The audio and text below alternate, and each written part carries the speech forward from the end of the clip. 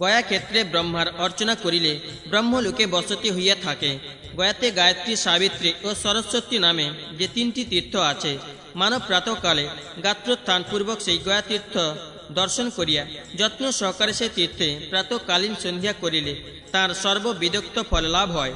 মধ্যাহ্নকালে সাবিত্রী তীর্থ দর্শন করিয়া যথাবিধি সে তীর্থে মধ্যাহ্ন সন্ধ্যা করিলে সর্বযজ্ঞ ফল লাভ হয় এবং সায়ংকালে সরস্বতী তীর্থ দর্শন করিয়া তথায় সায়ংকালীন সন্ধ্যা করিলে সর্বদান জন্ম ফল লাভ করিতে পারে।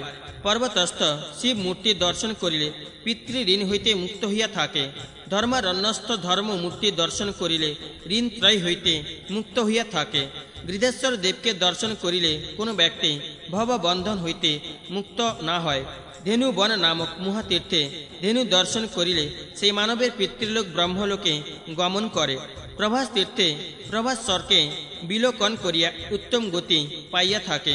যে নর কোটিশ্বর ও অশ্বমেধ শিবলিঙ্গ দর্শন করে সে ঋণ ত্রয় হইতে মুক্ত হইয়া থাকে। যে মানব স্বর্গ দ্বারেশ্বরকে বিলোকন করে সে আর সংসার মায়ায় বদ্ধ হয় না। সেতু বন্ধন স্থানে রামেশ্বরকে নিরীক্ষণ করিলে নর স্বর্গ লাভ করিতে পারে। ব্রহ্মেশ্বর শিবলিঙ্গ দেখিলে ব্রহ্ম হত্যাজাত পাপ হইতে পরিত্রাণ পায়। মুন্ড পৃষ্ঠে মহাচণ্ডী দেবীকে দর্শন করিলে সর্বপ্রকার কামনা পরিপূর্ণ হয়। ফলগেশ্বর ফল্গুচণ্ডী, গৌরী, মঙ্গলা, গোমুখ ও গোপতী দেবকে অবলোকন করিলে মানব পিতৃ ঋণ হইতে মুক্ত হইতে পারে। অঙ্গারেশ্বর, সিদ্ধেশ্বর, গয়াদিত্য, গণদেব এবং মার্কণ্ডেশ্বর এই সকল দেবমূর্তি বিলোকন করিলে মানব পিতৃ ঋণ হইতে মুক্ত হইয়া থাকে। ফল্গু তীর্থে স্নানপূর্বক গদাধর দেবকে দর্শন করিলে সুকৃতিকামী মানবের কোন অভিলাষী পরিপূর্ণ হয় না। তাহার পূর্ব ১বিংশতি পুরুষ ব্রহ্মলোকে প্রস্থান করে। ভূতলে যে সকল মহাতীর্থ, সমুদ্র ও সরোবর আছে সমস্ত প্রতিদিন একবার করিয়া ফল্গু তীর্থে আগমন করিয়া থাকে। পৃথিবীতে যে সকল মহাতীর্থ আছে তাহাদিগের মধ্যে গয়া তীর্থই প্রবল। গয়া ক্ষেত্র মধ্যে আবার গয়াশির সর্বপুণ্যপ্রদ, কিন্তু ফল্গু তীর্থ সর্বপ্রধান। ওই পরম স্থানটি দেবগণের মুখস্বরূপ। উত্তর দিকে কনকা নদী এবং মধ্যস্থলে নাভি তীর্থ। এই দুই ব্রহ্মতীর্থ মহাপুণ্যপ্রদ। এই সমস্ত তীর্থে স্নান করিলে তৎক্ষণাৎ ব্রহ্মকূপে পিণ্ড প্রদান করিলে পিতৃঋণ হইতে বিমুক্তি হয় এবং অক্ষয় বটে শ্রাদ্ধ করিলেও পিতৃলোকের ব্রহ্মলোক প্রাপ্তি হইয়া থাকে। মানবগণ হংস তীর্থে স্নান করিলে সর্বপাপ হইতে মুক্তি লাভ করে। কোটি তীর্থে, গদালোল ক্ষেত্রে, বৈতরণীতে ও গোমুখ তীর্থে পিতৃলোকে শ্রাদ্ধ করিলে পূর্বতন ১বিংশতি পুরুষের ব্রহ্মলোক প্রাপ্তি হয়। উত্তর মানসে শ্রাদ্ধ করিলে তাহার জন্ম হয় না। দক্ষিণ মানসে পিতৃ শ্রাদ্ধ করিলে পিতৃলোকের ব্রহ্মলোক লাভ হয়। নর স্বর্গদ্বার তীর্থে শ্রাদ্ধ করিলে পিতৃলোকের ব্রহ্ম লাভ হয়। উক্ত তীর্থদ্বয়ের সঙ্গম স্থলে বিশ্বদেবের উদ্দেশ্যে তর্পণ করিলে পিতৃগণকে ত্রাণ করিতে পারে। গৃধেশ্বরে পিতৃ শ্রাদ্ধ করিলে মানব পিতৃ ঋণ হইতে মুক্তি পায়। ধেনুকারণ্যে পিতৃ শ্রাদ্ধ করত স্নান ও তিল ধেনু দানপূর্বক ধেনু দর্শন করিলে পিতৃলোকের ব্রহ্ম লাভ হয়। মানবগণ ঐন্দ্র তীর্থে, বাসব তীর্থে, রাম তীর্থে, বৈষ্ণব তীর্থে ও মহানদীতে পিতৃলোকে শ্রাদ্ধ করিলে পিতৃলোকে ব্রহ্মলোকে নয়ন করিতে পারে। গায়ত্রী তীর্থ, সাবিত্রী তীর্থ ও সারস্বত তীর্থ স্নান, সন্ধ্যা ও তর্পণ শ্রাদ্ধ করিলে একাধিক শতপুরুষ পর্যন্ত পিতৃলোক ব্রহ্মলোকে গমন করে। যদি মানব সংযত হইয়া পিতৃগণের উদ্দেশ্যে ব্রহ্মজনিতে গমন করত পিতৃতর্পণ ও দেব তর্পণ করে, সে আর গর্ভ যন্ত্রণা ভোগ করে না। কাকজঙ্ঘা তীর্থে তর্পণ করিলে পিতৃলোকের অক্ষয় তৃপ্তি লাভ হয়। ধর্মারণ্যে ও মতঙ্গ সরোবরে পিতৃ শ্রাদ্ধ করিলে মানব স্বর্গলোকে গমন করিয়া থাকে। ধর্ম তীর্থে স্নানাদি করিলে নরগণ পিতৃঋণ হইতে মুক্ত হয়। উক্ত তীর্থে স্নান সমাপন করিয়া ওই মন্ত্র পাঠ করিবে, যথা: হে দেবগণ, হে দিকপালগণ, তোমরা আমার এই কার্যের সাক্ষী রহিলে আমি পিতৃলোকে নিষ্কৃত্যে সাধন করিলাম। মানব রামতীর্থে প্রভাসে ও প্রেত শিলাতে স্নান করত। পিতৃ শ্রাদ্ধ করিলে প্রেত ভাবাপন্ন পিতৃলোক মুক্ত হইয়া থাকেন। সস্পুষ্টা তীর্থে শ্রাদ্ধ করিলে ১বিংশতিকুল উদ্ধার করিতে পারা যায়। মুন্ড পৃষ্ঠকাদি তীর্থে শ্রাদ্ধ করিলে পিতৃলোকের ব্রহ্মলোক গতি হয়। পঞ্চক্রোশ পরিমিত গয়া ক্ষেত্রে এমন একবিন্দু স্থান নাই যেখানে তীর্থ নাই। অতএব গয়াক্ষেত্র পঞ্চক্রোশ পরিমিত গয়াক্ষেত্রে এমন একবিন্দু স্থান নাই যেখানে তীর্থ নাই। অতএব গয়াক্ষেত্র মধ্যে সকল স্থানে পিণ্ড প্রদান করিবে। ইহাতে পিতৃগণ অক্ষয় ফল প্রাপ্ত হইয়া ব্রহ্ম সদনে গমন করে। মানব জনার্দন, আমি তোমার হস্তে পিণ্ড প্রদান করিলাম। আমি যখন পরলোকে গমন করিব তখন যেন এই পিণ্ডদান প্রভাবে পিতৃলোকের সহিত অক্ষয় ফল ভোগ করিতে পারি। এই প্রকারে জীবিত অবস্থায় আপনার পরিত্রাণার্থ পিণ্ডদান করিলে মানব পিতৃলোকের সহিত ব্রহ্মলোকে গমন করিতে পারে। গয়া তীর্থের ধর্ম পৃষ্ঠে ব্রহ্ম সরোবরে গয়া শীর্ষে ও অক্ষয় বটে পিতৃলোকের উদ্দেশ্যে শ্রাদ্ধাদি করিলে তাহার ফলে পিতৃলোকের অক্ষয় স্বর্গ ভোগ হইয়া থাকে। ধর্মারণ্য, ধর্মপৃষ্ঠ ও ধেনুকারণ্য এই সকল তীর্থ দর্শন করিয়া আর্য বংশ পিতৃলোকের ১বিংশতি পুরুষ পর্যন্ত পরিত্রাণ পায়। মহানদীর পশ্চিম ভাগ ব্রহ্মারণ্য নামে খ্যাত। মহাতীর্থ ব্রহ্মসদ ক্ষেত্রের পূর্ব ভাগ নাগাদির নামে বিখ্যাত। তথা ভারতাশ্রম ও মতঙ্গাশ্রম নামে তীর্থদ্বয় আছে। এই সকল তীর্থে পিতৃলোকে শ্রাদ্ধ করিবে। গয়া শীর্ষের দক্ষিণে মহানদীর পশ্চিমে চম্পক বন নামে এক তীর্থ আছে। তথায় পাণ্ডুশিলা বিদ্যমান রহিয়াছে। মানব তৃতীয়াতে ওই তীর্থে নিশ্চিরালা মণ্ডলে, মহাহ্রদে এবং কৌশিকী তীর্থে শ্রাদ্ধ করিলে অক্ষয় ফল লাভ করিয়া থাকে। বৈতরণী নদীর উত্তর প্রান্তে তৃতীয়াক্ষ জলাশয় আছে। সেই জলাশয়ে ত্রৌঞ্চ পদ নামে মহাতীর্থ বর্তমান রহিয়াছে। ত্রৌঞ্চ পদের উত্তরে নিশ্চিরাক্ষ জলাশয় আছে। ইহাও একটি মহাতীর্থ। যে মানব একবার গয়াতে গমন করে কিংবা একবার মাত্র ও পিণ্ড দান করে, ইহলোকে তাহার কিছুই দুর্লভ থাকে না। মহানদীর জলস্পর্শ করিয়া পিতৃদেবতার তর্পণ করিলে পিতৃগণ অক্ষয়লোক প্রাপ্ত হন এবং তাহার কুলের উদ্ধার হইয়া থাকে। সাবিত্রী তীর্থে সন্ধ্যা করিলে ১২ বৎসর সন্ধ্যা করার ফল হয়। কৃষ্ণ বা কৃষ্ণ পক্ষে গয়াতীর্থে বাস করিলে তাহার সপ্তকুল নিশ্চয় পবিত্র হইয়া থাকে। গয়াতে মুন্ড পৃষ্ঠ, অরবিন্দ পর্বত ও ত্রৌঞ্চ পাদতীর্থ দর্শন করিলে সে মানব সর্বপ্রকার পাপ হইতে মুক্তি পাইয়া থাকে। মকর রাশিতে সূর্যের অবস্থিতিকালে এবং চন্দ্র কিংবা সূর্যগ্রহণ সময়ে গয়াতে পিণ্ডদান করিলে স্বর্গ, মর্ত, পাতাল ত্রিলোকে তাহার কিছুই দুর্লভ থাকে না। মহাহ্রদে কৌশিকী তীর্থে মূল ক্ষেত্রে ও গৃধকূট পর্বতের গুহাতে শ্রাদ্ধ করিলে ও মহাপুণ্য সঞ্চয় হয়। যে স্থানে মহেশ্বরের শিরদেশ হইতে গঙ্গার ধারা পতিত হইয়াছিল, সেই স্থলে পিতৃশ্রাদ্ধ করিলে পিতৃঋণ হইতে মুক্তি লাভ হয়। ত্রিলোক বিশ্রুতা পুণ্যপ্রদা বিশালা নদীতে গমন করিয়া শ্রাদ্ধ করিলে অগ্নিষ্টম যাগের ফল লাভ করিয়া স্বর্গলোকে গমন করে। মাস পদে তীর্থে স্নান করিয়া শ্রাদ্ধ করিলে বাজপেয় যজ্ঞের ফল লাভ হয়।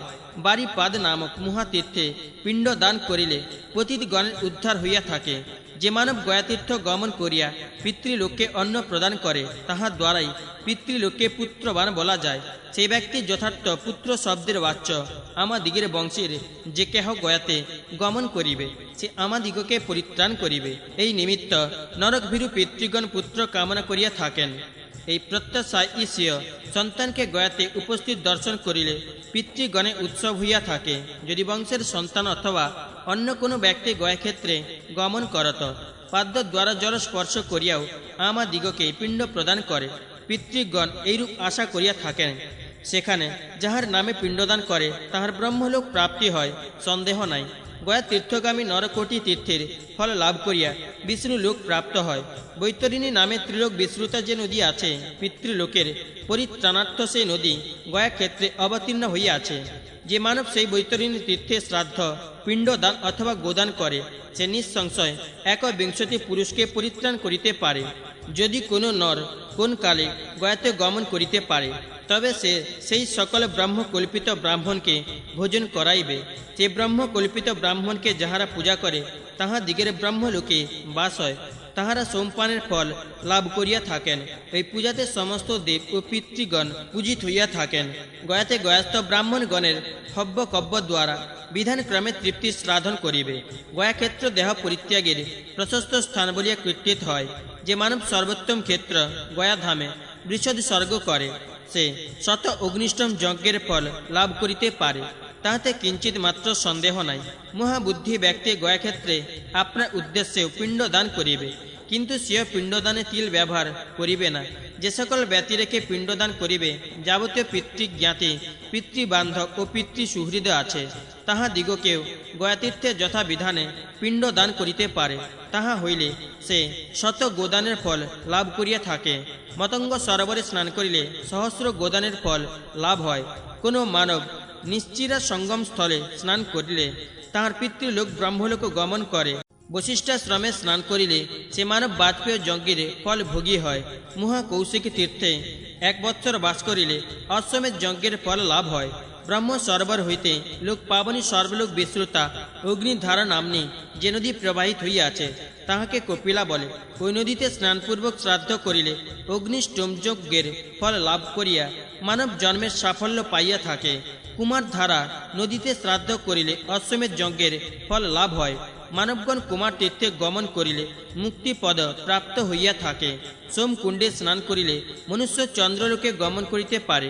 মানব সম্বর্ত সরোবরে স্নান করিয়া পিতৃলোকের পিণ্ড প্রদান করিলে সে মহা সৌভাগ্যশালী হয়। প্রেতকুণ্ডে পিতৃলোকের পিণ্ড প্রদান করিলে মনুষ্য সর্বপাপ বিধৌত করিয়া পরমাগতি প্রাপ্ত হয়। মানবগণ দেবনদী, লেলিহান তীর্থ, মখন তীর্থ ও জ্ঞানু তীর্থ প্রভৃতি মহাতীর্থে পিণ্ড দান করিলে পিতৃলোকের পরিত্রাণ করিতে পারে। ওই সমস্ত তীর্থের অধীশ্বর দেবতাকে নমস্কার করিলে সর্বঋণ হইতে মুক্তি পায়। শ্রী গরুড় পুরাণে পূর্বখণ্ডে গয়া মাহাত্ম্যে 83তম অধ্যায় সমাপ্ত। 84তম অধ্যায় প্রারম্ভ। ব্রহ্মা কহিলেন, গয়া গমনে উদ্যত ব্যক্তি বিধানক্রমে শ্রাদ্ধ করিয়া কার্পট সন্ন্যাসী বেশে গ্রাম প্রদক্ষিণ করিবে। পরে গ্রামান্তরে গমন করত শ্রাদ্ধ শেষে ভোজন পূর্বক প্রদক্ষিণ করিয়া গমন করিবে, কিন্তু কোনরূপ প্রতিগ্রহ করিবে না।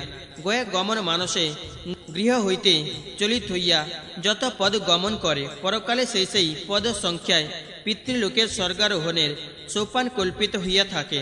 তীর্থমাত্রে উপস্থিত হইয়াই মুন্ডন ও উপবাস করিবে, কিন্তু কুরুক্ষেত্র, বিশালা, বিরজা ও গয়াতে তাহা করিবে না। ইহা শাস্ত্রীয় বিধি। গয়াতে সর্বকালেই শ্রাদ্ধ করিতে পারে। বারাণসী, সোননদ ও মহানদীতে পুনঃ পুনঃ শ্রাদ্ধ করিলে মানবগণ পিতৃলোককে স্বর্গলোকে প্রস্থাপিত করিতে পারে। উত্তর মানস তীর্থে গমন করিলেই মানবের অভীষ্ট সিদ্ধি হয়। তাহাতে স্নান কিংবা শ্রাদ্ধ কিছুই করিতে হয় না। তথাপি সেই মানব সর্বকামনা লাভ করিয়া মুখ্য পদে পাইয়া থাকে। দক্ষিণ মানসে গমন করত মৌনভাবে পিণ্ড দানাদি করিবে। দক্ষিণ মানসে এইরূপে শ্রাদ্ধাদি করিলে দেব ঋণ, ঋষি ঋণ ও পিতৃঋণ এই ঋণ ত্রয় হইতে মুক্তি লাভ করিতে পারে। কনখল নামে একটি মহাতীর্থ আছে।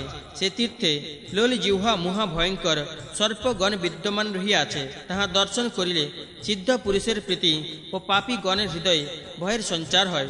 সর্বলোক বিস্তৃত মুন্ডপৃষ্ঠ নামক মহাতীর্থের উত্তর দিকে ওই তীর্থ অবস্থিত। দেবর্ষিগণ সর্বদা ও তীর্থ সেবা করিয়া থাকেন। মানব উক্ত কনখল তীর্থে স্নান করিলে স্বর্গলোকে গমন করে এবং শ্রাদ্ধাদি করিলে তাহা অক্ষয় ফলপ্রদ হয়।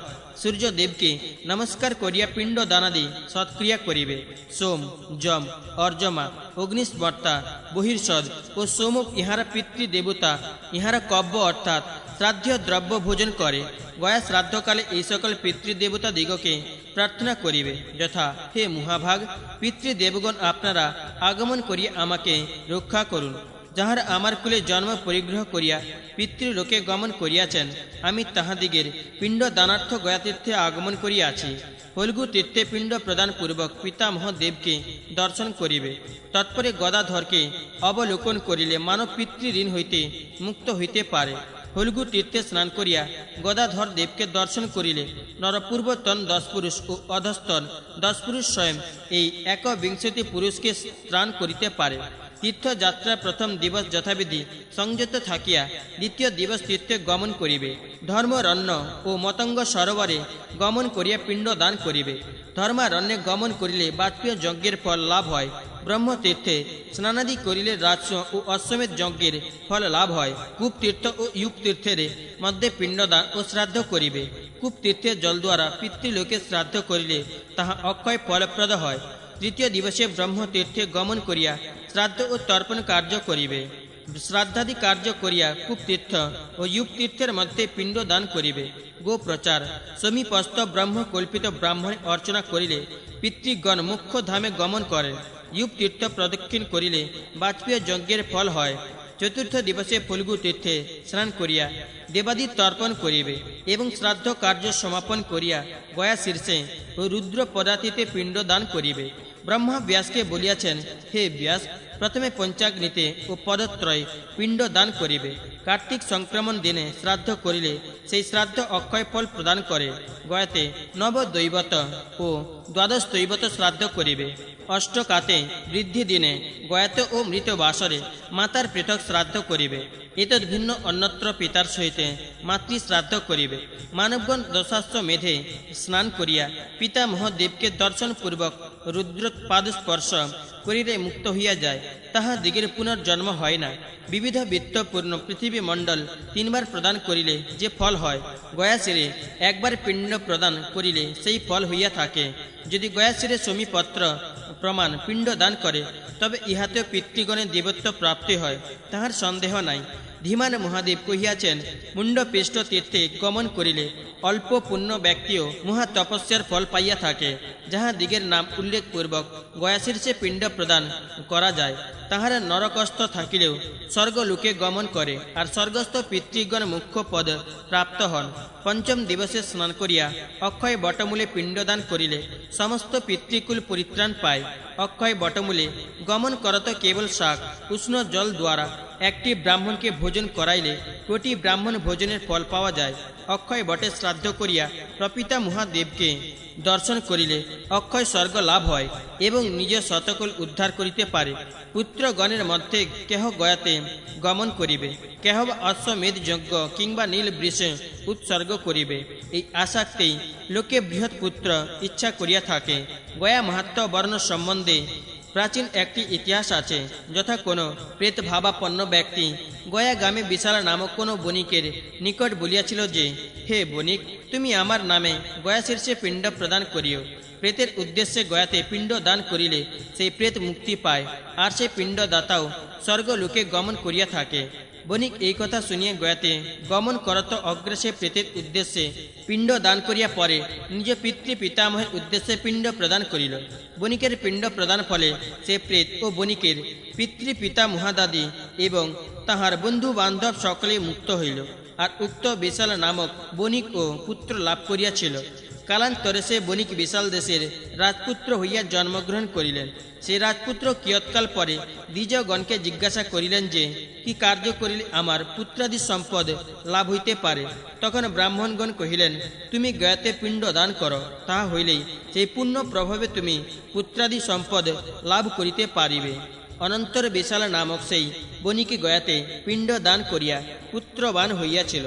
তারপর সে বিশাল একদিন আকাশে শ্বেত রক্ত ও কৃষ্ণ বর্ণ কতিপয় পুরুষকে দেখিয়া তাহাদিগকে জিজ্ঞাসা করিলেন, নভমণ্ডলে নানারূপে অবস্থিতি করিতেছ, তোমরা কে? আমি তাহা জানিতে ইচ্ছা করি। তখন সেই সমস্ত পুরুষদিগের মধ্যে শুভ্রকায় এক ব্যক্তি বিশালকে বলিলেন, আমি তোমার পিতা। পিণ্ড দান জন্য সুকৃতি ফলে এই শুক্ল দেহে ইন্দ্রলোকে বাস করিতেছি। হে পুত্র, এই যে রক্তবর্ণ পুরুষ দেখিতেছ, ইনি আমার পিতা, তোমার পিতামহ। ইনি ব্রহ্মবধকারী, সেই পাপে লিপ্ত ছিলেন। অপর এই যে কৃষ্ণ বর্ণপুরুষ দেখিতেছ, ইনি আমার পিতামহ। ইনি ঋষিবধজনিত পাপে পতিতে ছিলেন। ইহারা উভয় চিরকাল নরক ভোগ করিতেছিলেন। এক্ষণে তোমার পিণ্ড দান ফলে মুক্তি পাইয়াছেন। তুমি আমাদিগের সকলকে মুক্ত করিয়াছ, সেই জন্য আমরা স্বর্গে বাস করিতেছি। এই কথা শুনিয়া বিশাল কৃতকৃত্য বোধে ধর্মত্ব রাজ্য পালন পূর্বক স্বর্গধামে গমন করিয়াছিলেন। গয়াতে পিণ্ড দানকালে প্রথমে পিতৃ পিতামহাদাদি পরিজ্ঞাত জনগণে প্রত্যেকের নামোল্লেখপূর্বক পিণ্ড দান করিয়া পরে সাধারণত এই মন্ত্র পাঠে পিণ্ড দান করিবে। যথা, আমার দিগের কুলের যে সকল পিতৃপুরুষ পিণ্ডদক দানাদি শ্রাদ্ধ ক্রিয়াবিহীন হইয়া আছেন, যাহারা অকৃত চূড়াবস্থায় দেহ পাতন করিয়াছেন, যাহারা গর্ভ হইতে বিনিঃসৃত হইয়াই পঞ্চত্ব পাইয়াছেন, যাহা দিগের দাহাদি সংস্কার হয় নাই, আর যাহারা অগ্নিদাহে অনুত্যাগ করিয়াছেন, তাহারা ভূমিতে প্রদৌ এই পিণ্ড দানের ফলে পরিতৃপ্ত হইয়া পরমা গতি লাভ করুন। পিতা পিতামহ প্রপিতামহ, মাতা পিতামহী প্রপিতামহী, মাতামহ প্রমাতামহ, বৃদ্ধ প্রমাতামহ, মাতামহী প্রমাতামহী, বৃদ্ধ প্রমাতামহী এবং অন্যান্য সুহৃদগণ সকলকে মতপ্রদৌ এই পিণ্ড দানের অক্ষয় ফল লাভ করুন। শ্রী গরুড় পুরাণে পূর্বখণ্ডে গয়া মাহাত্ম্যে 84তম অধ্যায় সমাপ্ত। 85তম অধ্যায় প্রারম্ভ। ব্রহ্ম কহিলেন, প্রেত শিলাদি মহাতীর্থে স্নান করিয়া পিতৃলোকের আবাহন পূর্বক বরুণা নদীর জলদ্বারা বক্ষমার মন্ত্র পাঠ সহকারে পিতৃলোকের উদ্দেশ্যে পিণ্ডদান করিবে। যাহারা আমাদিগের কুলে জন্মগ্রহণ করিয়া পঞ্চত্ব পাইয়াছেন এবং যাহাদের অন্য গতি নাই, এই গর্ভপৃষ্ঠকারী তিলোদক দান দ্বারা আমি তাহাদিগকে আবাহন করিতেছি। যাহারা আমাদিগের পিতৃকুলে মরিয়াছেন, আর যে সকল ব্যক্তি আমাদিগের মাতৃবংশে সমুৎপন্ন হইয়া পরলোকে গত হইয়াছেন, তাহাদিগের উদ্ধার বাসনায় এই পিণ্ড দান করিতেছে। মাতা মহকুলে উৎপন্ন যাহারা গতিবিহীন হইয়া নরকে পতিত আছেন, তাহাদিগের উদ্ধার কামনায় এই পিণ্ড দান করিলাম। যাহারা দন্তোদ্গমের পূর্বে মৃত্যু মুখে পতিত হইয়াছেন, আর যাহারা মাতৃগর্ভে থাকিয়াই পরলোক লাভ করিয়াছিলেন, তাহাদিগের উদ্ধারার্থ আমি এই পিণ্ড দান করিতেছি। যাহারা আমাদিগের বন্ধুকুলে জন্মিয়াছেন, যাহাদিগের কোনো সংস্কার নামকরণাদি হয় নাই, এবং যাহার আমাদিগের স্বগোত্রে উৎপন্ন হইয়া পঞ্চত্ব পাইয়াছেন, এবং যাহাদিগের গতি নাই, তাহাদিগের উদ্ধারার্থ এই পিণ্ড দত্ত হইল। উদ্বোধনে বিষ প্রয়োগে অথবা শস্ত্রাঘাতে যাহারা দেহ বিসর্জন করিয়াছেন, এবং যাহারা আত্মঘাতী, তাহাদিগের পরিত্রাণার্থ আমি এই পিণ্ডদান করিলাম। যাহাদিগের অগ্নিদাহে মৃত্যু হইয়াছে, সিংহ ব্যাঘ্রাদি হিংস্র জন্তুগণ যাহাদিগের বিনাশ করিয়াছে, দংষ্ট্রী জন্তুর দন্তাঘাতে কিংবা শৃঙ্গ জন্তুর শৃঙ্গ প্রহারে যাহাদিগের মৃত্যু হইয়াছে, তাহাদিগের উদ্ধারার্থই পিণ্ড দান করিলাম। যাহারা অগ্নিদগ্ধ হইয়া মরিয়াছে, যাহাদিগের মরণান্তে অগ্নি সংস্কার হয় নাই, যাহাদিগের বিদ্যুৎপাতে পঞ্চত্ব ঘটিয়াছে, এবং যাহারা চৌর দ্বারা হত হইয়া দেহত্যাগ করিয়াছে, তাহাদিগের পরলোকে সদ্গতি লাভার্থ আমি এই পিণ্ড দান করিলাম। যাহারা অন্ধ তামিশ্র নরকে পতিত আছে, কিংবা যাহারা মরিয়া কালসূত্রে পতিত হইয়াছে, তাহাদিগের উদ্ধারার্থ আমি এই পিণ্ড দান করিলাম। যাহারা অসি পত্রবন নামক ঘোর নরকে অথবা কুঞ্জিপাক নরকে পতিত আছেন, তাহাদিগের উদ্ধারার্থ আমি এই পিণ্ড দান করিলাম। যাহারা প্রেতলোকে বাস করিয়া নানাবিধ যাতনা ভোগ করিতেছেন, তাহাদিগের উদ্ধারকরণার্থ আমি এই পিণ্ড দান করিলাম। যাহারা পশুজনী প্রাপ্ত হইয়াছেন, কিংবা পক্ষী কীট ও সরীসৃপ জনিতে জন্মিয়াছেন, অথবা বৃক্ষজনী প্রাপ্ত হইয়াছেন, তাহাদিগের উদ্ধারার্থ আমি এই পিণ্ড দান করিলাম। যাহারা যম শাসনে নীত হইয়া পাপকর্মের পরিণাম স্বরূপ অসংখ্য যাতনা ভোগ করিতেছেন, তাহাদিগের উদ্ধারার্থ এই পিণ্ড দান করিলাম। যাহারা স্বীয় কর্মবশে সহস্র সহস্র জন্ম পরিভ্রমণ করিতেছে, তথাপি যাহাদিগের ভাগ্যে মনুষ্য জন্ম ঘটে না, তাহাদিগের উদ্ধারার্থ এই পিণ্ড দান করিলাম। যাহারা আমাদিগের বন্ধু বা শত্রুবর্গের মধ্যে পরিগণিত ছিল, কিংবা জন্মান্তরে, ও যাহারা আমাদিগের সহিত বন্ধুত্ব বন্ধনে বদ্ধ ছিল, এই পিণ্ড দান দ্বারা তাহারা সর্বদা পরিতৃপ্ত থাকুক। আমার পিতৃবংশ মধ্যে যাহারা পিতৃলোকে বর্তমান আছে, তাহারা এই পিণ্ড দান কালে সদা তৃপ্তি লাভ করুক। আমার পিতৃকুলে অথবা মাতৃকুলে যাহারা জন্ম পরিগ্রহ করিয়াছে, আমার গুরুকুলে, শ্বশুরকুলে, বন্ধুকুলে কিংবা বান্ধবকুলে যাহারা জন্মগ্রহণ করিয়া পরলোক প্রাপ্ত হইয়াছে, যাহারা আমার কুলে উৎপন্ন হইয়া পুত্র দ্বারহীনতা বশত পিণ্ড উদক ক্রিয়া বর্জিত হইয়াছেন, যাহারা ক্রিয়ালোভ হওয়ায় দুর্গতি ভোগ করিতেছে, যাহারা জন্মদাতা হেতু সর্বক্রিয়ায় অযোগ্য হইয়া নরকে বাস করিতেছে, যাহারা পঙ্গুরূপে জন্মিয়া প্রিয়হীনতা হেতু নরকে পতিত আছে, যাহারা বিকৃত রূপে উৎপন্ন হইয়া সর্বকর্মে অনধিকারণবশত নিয়ত ভোগ করিতেছে, যাহারা অপক্ষ গর্ভাবস্থায় জন্মিয়া নরকে পতিত আছে, আর আমার কুলে জাত যে সকল ব্যক্তিকে আমি জানি, এবং যাহারা আমার কুলে জাত হইয়াও আমার পরিজ্ঞাত নহে, আমি সেই সকলে উদ্ধারার্থ পিণ্ডদান করিলাম। এই পিণ্ড দান ফল তাহাদিগের পক্ষে অক্ষয় হোক। ব্রহ্মা ও ঈশান প্রভৃতি দেবগণ, আপনারা আমার এই কার্যের সাক্ষী থাকুন। আমি গয়াতে আগমন পূর্বক পিতৃলোকের নিষ্কৃতি সাধন করিলাম। হে গদাধর, পিতৃকার্য সম্পাদনার্থ আমি গয়াতে আগমন করিয়াছি। তুমি অদ্য আমারই কার্যের সাক্ষী হও। আমি ঋণত্রয় হইতে মুক্ত হইলাম। মহানদী, ব্রহ্ম সরোবর, অক্ষয়বট ও প্রভাস এই সকল তীর্থ গয়াসের আশ্রয় করিয়া রহিয়াছে। আর কুরুক্ষেত্র স্থিত সরস্বতী, ধর্মতীর্থ ও ধেনুপৃষ্ঠ এই সকল মহাতীর্থ ও গয়াতে বিদ্যমান আছে। শ্রী গরুড় পুরাণে পূর্বখণ্ডে গয়া মাহাত্ম্য নামক 85তম অধ্যায় সমাপ্ত। 86তম অধ্যায় প্রারম্ভ। ব্রহ্মা কহিলেন, গয়াতে প্রেতশিলা নামে যে ত্রিলোক বিখ্যাত তীর্থ আছে, তাহা 3 ভাগে বিভক্ত হইয়া 3 স্থানে বিরাজ করিতেছে। প্রভাস, প্রেতকুণ্ড ও গয়াসুরে মস্তক এই তিন স্থানে মহাতীর্থ প্রেতশিলা বিদ্যমান রহিয়াছে। ধর্ম স্বয়ং স্বীয় মাহাত্ম্য প্রকাশ করণার্থ এই সর্বদেবময়ী শিলা ধারণ পূর্বক বহন করিতেছেন। মানব দিগের বন্ধু বান্ধবের মধ্যে যাহারা প্রেত ভাবাপন্ন হইয়া আছে, তাহা দিগের উদ্ধারার্থ প্রেতশিলায় পিণ্ডদান করিবে। রাজা ও রাজপত্নী প্রভৃতি সকলেই প্রেতশিলায় শ্রাদ্ধ করিবে। ইহাতে তাহা দিগের ব্রহ্ম লোক লাভ হয়। গয়াসুরে মুন্ডের পৃষ্ঠভাগে যে শিলা আছে, তাহার নাম মুন্ড পৃষ্ঠগিরি। ওই গিরি সর্বদেবময়, অতএব উহা মহাতীর্থ বলিয়া খ্যাত। মুন্ড পৃষ্ঠগিরি পাদদেশে ব্রহ্মস্বর প্রভৃতি যে সকল তীর্থ আছে, তাহা দিগের মধ্যে অরবিন্দ বন নামক তীর্থ অতি পুণ্যপ্রদ। অরবিন্দগিরি ত্রৈঞ্চ পক্ষের পদে চিহ্ন দ্বারা অঙ্কিত। এ নিমিত্ত উহাকে ত্রৈঞ্চ পাদ তীর্থ বলা যায়। এই তীর্থে পিতৃলোকের উদ্দেশ্যে শ্রাদ্ধাদি কার্য করিলে তাহা দিগের ব্রহ্মলোক প্রাপ্তি হয়। গদাধর প্রভৃতি আদি দেবগণ এই শিলাতে অবস্থিত ছিলেন বলিয়া সে দেবময়ী শিলা অব্যক্ত ছিল। ওই শিলা গয়াসুরে মস্তক আচ্ছাদন করিয়া বর্তমান ছিল। কালান্তরে তাহা ব্যক্ত হইয়াছে। যে শিলাতে গদাধর অবস্থিত করিয়াছিলেন, সেই শিলা ই মহাতীর্থ স্বরূপ প্রকাশিত হইয়াছে। যেমন অনাদি নিধন হরি, ধর্মরক্ষা, অধর্ম নাশ, দৈত্য রাক্ষসগণের সংহারার্থ মহারুদ্রাদি দেবগণ সহ মৎস্য কুর্ম বরাহ নৃসিংহ বামন ভার্গব পরশুরাম দশরথ নন্দন শ্রীরাম বলরাম কৃষ্ণ বুদ্ধ ও কল্কি রূপে অবতীর্ণ হইয়া থাকেন। সেইরূপ লোক পরিত্রাণার্থ অব্যক্ত গদাধর গয়াতে ব্যক্তরূপে আবির্ভূত হইয়া রহিয়াছেন। যেহেতু ব্রহ্মাদি দেবগণ পূর্বকালে পাদ্য গন্ধাদি উপহারে গদাধর দেবকে অর্চনা করিয়াছিলেন, এই জন্য ইনি আদি গদাধর নামে খ্যাত হইয়াছেন।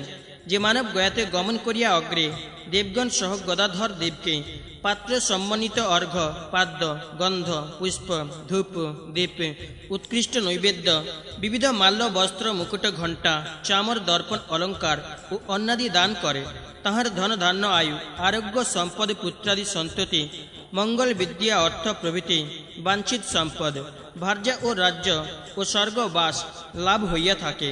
সেই মানবী কুলীন হইয়া শত্রু বিবর্তন করিতে পারে এবং বন্ধনাদি হইতে নির্মুক্ত হইয়া অন্তকালে স্বর্গলোকে বাস করে। যে নর গয়াতে শ্রাদ্ধ ও পিণ্ড দানাদি করে, সে মানব পিতৃগণের সহিত ব্রহ্মলোকে গমন করে। যে মানব সুভদ্রার সহিত বলভদ্র দেবীর অর্চনা করে, সে পুত্র সম্পত্তি প্রভৃতি বিবিধ ঐহিক সুখ ভোগ করিয়া অন্তকালে জ্ঞান লাভ করত পুরুষোত্তমকে প্রাপ্ত হয়। পুরুষোত্তম ক্ষেত্রে গমন পূর্বক শ্রী পুরুষোত্তম সূর্য ও গণপতি দেবের অগ্রে পিতৃলোকের উদ্দেশ্যে পিণ্ড দান করিলে তাহা দিগের ব্রহ্মলোক লাভ হয়। ওই স্থানে মহাদেব ও বিঘ্নেশ্বরকে নমস্কার করিলে সর্বপ্রকারে বিঘ্ন হইতে মুক্তি পায়। কার্তিকেয় দেবের পূজা করিলে ব্রহ্মলোক লাভ হয়। পুরুষোত্তম ক্ষেত্রে দ্বাদশাদিত্যের অর্চনা করিলে সর্বরোগ হইতে মুক্তি পায়। ওই স্থানে অগ্নিদেবের পূজা করিলে উত্তম দীপ্তি লাভ হইয়া থাকে। তথায় রেবন্ত দেবের অর্চনা করিলে সর্বোত্তম অশ্ব লাভ হয় এবং ইন্দ্রদেবের পূজাতে মহা ঐশ্বর্য ও গৌরী দেবীর অর্চনাতে সৌভাগ্য প্রাপ্তি হইয়া থাকে। সরস্বতী দেবীর পূজা করিলে বিদ্যা ও লক্ষ্মীর পূজা করিলে সম্পদ প্রাপ্ত হয়। গরুড়ের পূজা করিলে সম্পদ প্রাপ্ত হয়। গরুড়ের পূজা করিলে সর্বপ্রকার বিষরোগ হইতে মুক্তি পায়। ক্ষেত্রপালের পূজা করিলে সর্বগ্রহ দোষ শান্তি এবং মুন্ড পৃষ্ঠা দেবীর অর্চনা করিলে সর্বপ্রকার কামনা পূরণ হইয়া থাকে। অষ্টনাগের পূজা করিলে নাগ দষ্ট ব্যক্তি বিমুক্তি পায় এবং ব্রহ্মার অর্চনা করিলে ব্রহ্মলোকে গমন হয়। বলভদ্রদেবের পূজা করিলে বল ও আরোগ্য প্রাপ্ত হয় এবং সুভদ্রা পূজা করিলে পরম সৌভাগ্য লাভ হইয়া থাকে। পুরুষোত্তম ধামে শ্রী পুরুষোত্তম দেবকে অর্চনা করিলে সর্বপ্রকার অভিলাষ সম্পূর্ণ হয় এবং নারায়ণের পূজা করিলে সকল মনুষ্যের অধিপতি হইতে পারে। নরসিংহ দেবকে স্পর্শ ও নমস্কার করিলে সংগ্রামে বিজয়ী হয় এবং বরাহ দেবকে পূজা করিলে ভূ সম্পত্তি প্রাপ্তি হয়। মানবমালা বিদ্যাধরের পূজা করিলে বিদ্যাধরত্ব পদ লাভ এবং আদি গদাধরের অর্চনা করিলে সর্বপ্রকার মনোরথ প্রাপ্ত হইয়া থাকে। সোমনাথ দেবকে পূজা করিলে শিবলোক প্রাপ্তি হয় এবং রুদ্রেশ্বরকে নমস্কার করিলে রুদ্রলোকে বাস করে। মনুষ্য রামেশ্বর শিবকে নমস্কার করিলে রামের তুল্য সর্বলোকের প্রিয় পাত্র হইতে পারে। ব্রহ্মেশ্বরের স্তব করিলে ব্রহ্মলোক প্রাপ্ত হয়। মনুষ্য কালেশ্বর শিবের অর্চনা করিলে কালকে জয় করিতে পারে এবং কেদারেশ্বর পূজা করিলে শিবলোক প্রাপ্ত হয়। সিদ্ধেশ্বর শিবের অর্চনা করিলে মানব সিদ্ধ হইয়া ব্রহ্মপুরে গমন করে। রুদ্রাদি আদ্য দেবগণের সহিত আদি গদাধরকে দর্শন করিলে নরগণ শতকুল উদ্ধার করিয়া ব্রহ্মপুর লাভ করে। আদি গদাধরকে অর্চনা করিয়া যে যাহা কামনা করে তাহার সেই কামনে সফল হইয়া থাকে। আর ধর্মার্থী মানব ধর্ম, ধনার্থী ধন, কামার্থী কাম, মুখ্যার্থী মুখ্য, রাজ্যার্থী রাজ্য, শান্তি কামী শান্তি লাভ করে। আর পুত্রাথিনী কামিনী পুত্র, সৌভাগ্য বিলাসিনী সৌভাগ্য ও বংশনাথিনী নারীর বংশ বৃদ্ধি হয়।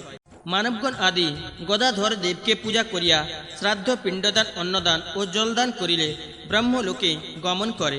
পৃথিবীর মধ্যে গয়াক্ষেত্র যেমন সর্বপ্রধান তীর্থ, সেইরূপ শিলারূপী দেবগণের মধ্যে আদি গদাধর দেব ই সর্বপ্রধান। অতএব শ্রী গদাধর দেবকে দর্শন করিলে সর্বদেব দর্শনের ফল হইয়া থাকে। শ্রী গরুড় পুরাণে গয়া মাহাত্ম্য নামক 86তম অধ্যায় সমাপ্ত। 87তম অধ্যায় প্রারম্ভ। হরি কহিলেন, চতুর্দশ মনু ও তাহাদিগের পুত্রগণের বিবরণ বলিব।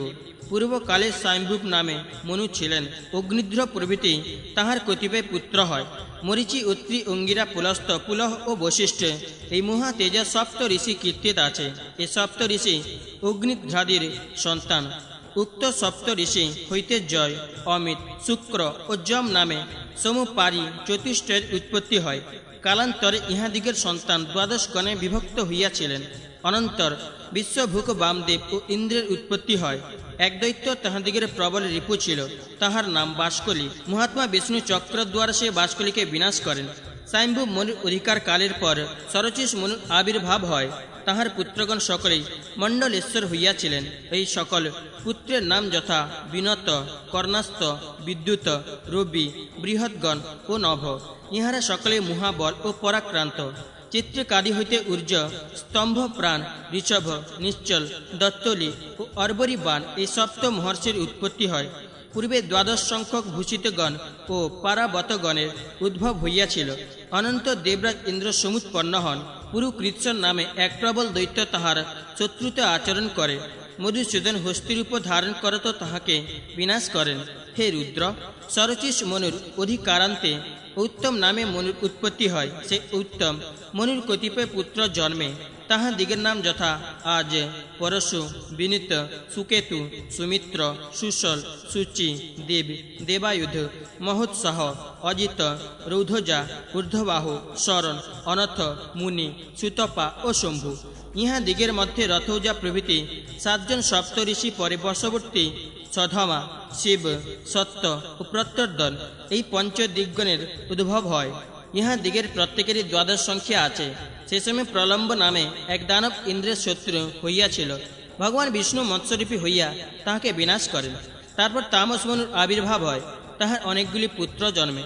তাহাদিগের নাম যথা জানু, জঙ্ঘ, নির্ভয়, নর, খ্যাতি, নয়, প্রিয়ভৃত্ত, বিবিক্ষিপ, দৃঢ়মুখী, প্রস্তলাক্ষ, কৃতিবন্ধু, কৃত, জ্যোতির্ধামা, পৃথ্বু, কাব্য, চৈত্র, শ্বেতাগ্নি ও হেমক। ইহারা সকলেই সুরূপালক ও সুসমৃদ্ধশালী। ইহাদিগের মধ্যে 7 জন ঋষি বলিয়া কীর্তিধন। সে মন অধিকার সময়ে শিবী নামে কোন ঋষি ইন্দ্রত্ব পাইয়াছিলেন। ভীমরথ নামে এক অসুর তাহার শত্রু হইলে হরি কুর্ম রূপ ধারণ পূর্বক সেই ভীমরথকে নিপাতিত করিয়াছিলেন। অনন্তর রৈবতমনু আবির্ভূত হইলেন। তাহার বহু সংখ্যক পুত্র জন্মে। তাহাদিগের নাম যথা মহাপ্রাণ, সাধক, বলবন্ধু, নিরমিত্র, প্রত্যঙ্গ, পরহা, সূচি, দৃঢ়ব্রত ও কেতুশৃঙ্গ। ইহার বংশে দেবশ্রী, দেববাহু, ঊর্ধ্ববাহু, হিরণ্যরোমা, পর্জন্য, সত্য ও সুধাম এই সপ্ত ঋষির উৎপত্তি হয়। উক্ত সপ্ত ঋষি হইতে অভূত রজা, সুমেধা, বৈকুণ্ঠ ও অমৃত এই 4 দেবগণ সমুৎপন্ন হইয়াছিলেন। পূর্বোক্ত দেবতারা 14 গণকে বিভক্ত বিভু নামা কোন প্রতাপবান সিদ্ধ ইন্দ্র হইয়াছিলেন। শান্ত নামে কোন দৈত্য তাহার শত্রু হইল। বিষ্ণু হংসরূপে তাহাকে বিনাশ করিয়াছিলেন। চাক্ষুষমনুর অনেক পুত্র জন্মে। তাহাদিগের নাম যথা উরু, পুরু, মহাবল, শতদ্যম্ন, তপস্বী, শতাবাক্য, কৃত্তি, অগ্নিশু, অতিরাত্র, সুদুম্ন, হরিষ্মান, উত্তম, শ্রীমান, সুধামা, বীরজ, অভিমান, সহিষ্ণু ও মধুশ্রী ইহারা সকলে ঋষি। আর্য প্রভূত ভাগ্য লেখ ও পৃথক এই পঞ্চদেবগণ ইহারা প্রত্যেকে অষ্ট সংখ্যা বিশিষ্ট সেই সময়ে ভুজ বীর্য সারিস মহাসান নামে এক দৈত্য ইন্দ্র শত্রু হইয়াছিল। লোক পালক হরি অশ্বরূপ ধারণ করত তাহাকে বিনাশ করেন। বৈবস্বত মনুর কতিপয় পুত্র জন্মে, ইহারা সকলে বিষ্ণু পরায়ণ ছিলেন। তাহাদিগের নাম যথা ইক্ষাকু, নাভাগ, দৃষ্ট, সর্জাতি, নরিসন্ত, প্রাংশু, নভ, নুদিষ্ট, করুষু, বৃষধ্র, সুদুম্ন, বৈবস্বত। মনু শাসন সময় অত্রি, বশিষ্ঠি, যমদগ্নি, কশ্যপ, গৌতম, ভরদ্বাজ ও বিশ্বামিত্র এই সপ্ত ঋষি প্রাদুর্ভূত হন। সেই সময়ে 51 দেবগণ, 11 রুদ্র, 12 আদিত্য, 8 বসু, অশ্বিনী কুমার যুগল, 10 বিশ্বদেব, 10 আঙ্গিরস ও নবদেবগণ আবির্ভূত হইয়াছিলেন।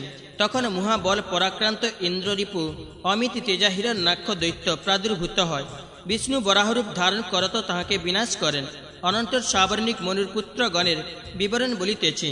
বীরজ, অর্বরিবান, নির্মোহ, সত্যবাক, কৃত্তি, বরিষ্ঠ, গরিষ্ঠ, বাচ ও স্বর্গতি ইহারা সাবর্ণীর মনুর পুত্র। অশ্বত্থামা, কৃপে, ব্যাস, গালব, দীপ্তিমান, ঋষ্যশৃঙ্গ ও রাম সাবর্ণিক মনু শাসনকালে হইয়া ইহারা সপ্ত ঋষি ছিলেন। এই মনুর বংশে সুতপা, অমৃতাভ, মুখ্য এই সকল অসুরগণ উৎপন্ন হয়। ইহা দিগের প্রত্যেকগণের মধ্যে 20 সংখ্যক অসুর আছে। এই সাবর্ণিক মন্বন্তরে বিরোচন সুত বলি ইন্দ্রত্ব লাভ কামনায় যজ্ঞ করিয়াছিলেন। বিষ্ণু সেই যজ্ঞে বামন রূপ ধারণ করিয়া বলি রাজের নিকট পাদত্রয় পরিমিত ভূমি প্রার্থনা করিলে বলি তৎক্ষণাৎ বিষ্ণুকে সেই প্রার্থিত পাদত্রয় পরিমিত ভূমি দান করিয়া সমৃদ্ধ ইন্দ্রত্ব পদ পরিহার পূর্বক সিদ্ধি লাভ করেন। অনন্তর নবম মনু দক্ষ সাবর্ণী বারুণীর পুত্রগণে বৃত্তান্ত শ্রবণ কর। ধৃতিকেতু, দীপ্তিকেতু, পক্ষহস্ত, নিরাময়, তীর্থুশ্রবা, বৃহদ্দম্ন, ঋচিক, বৃহদ্গুণ এই সকল বারুণী মনু সন্তান। বারুণী মনুর বংশ মধ্যে মেধাতিথি দুটি, সবল, বসু, জ্যোতিষ্মান, হব্য ও কব্য এই সপ্ত ঋষি ঈশ্বর তুল্য বিভূতশালী। এই মনুর বংশে আরও 3টি ঋষি ছিলেন। তাহাদের নাম পার, মরিচি, গর্ভ ও সুধর্ম। ইহা দিগের প্রত্যেকে 12 গণে বিভক্ত। হে নর, সেই সময়ে অভূত নামা মহাবীর্য ইন্দ্র হইয়াছিলেন। কালকাক্ষ নামে প্রবল দৈত্য ইন্দ্র শত্রু হয়। পদ্মনাভ বিষ্ণু তাহাকে বিনাশ করেন। অনন্তর ধর্মপুত্র দশমনুর পুত্রগণের বিবরণ শ্রবণ কর।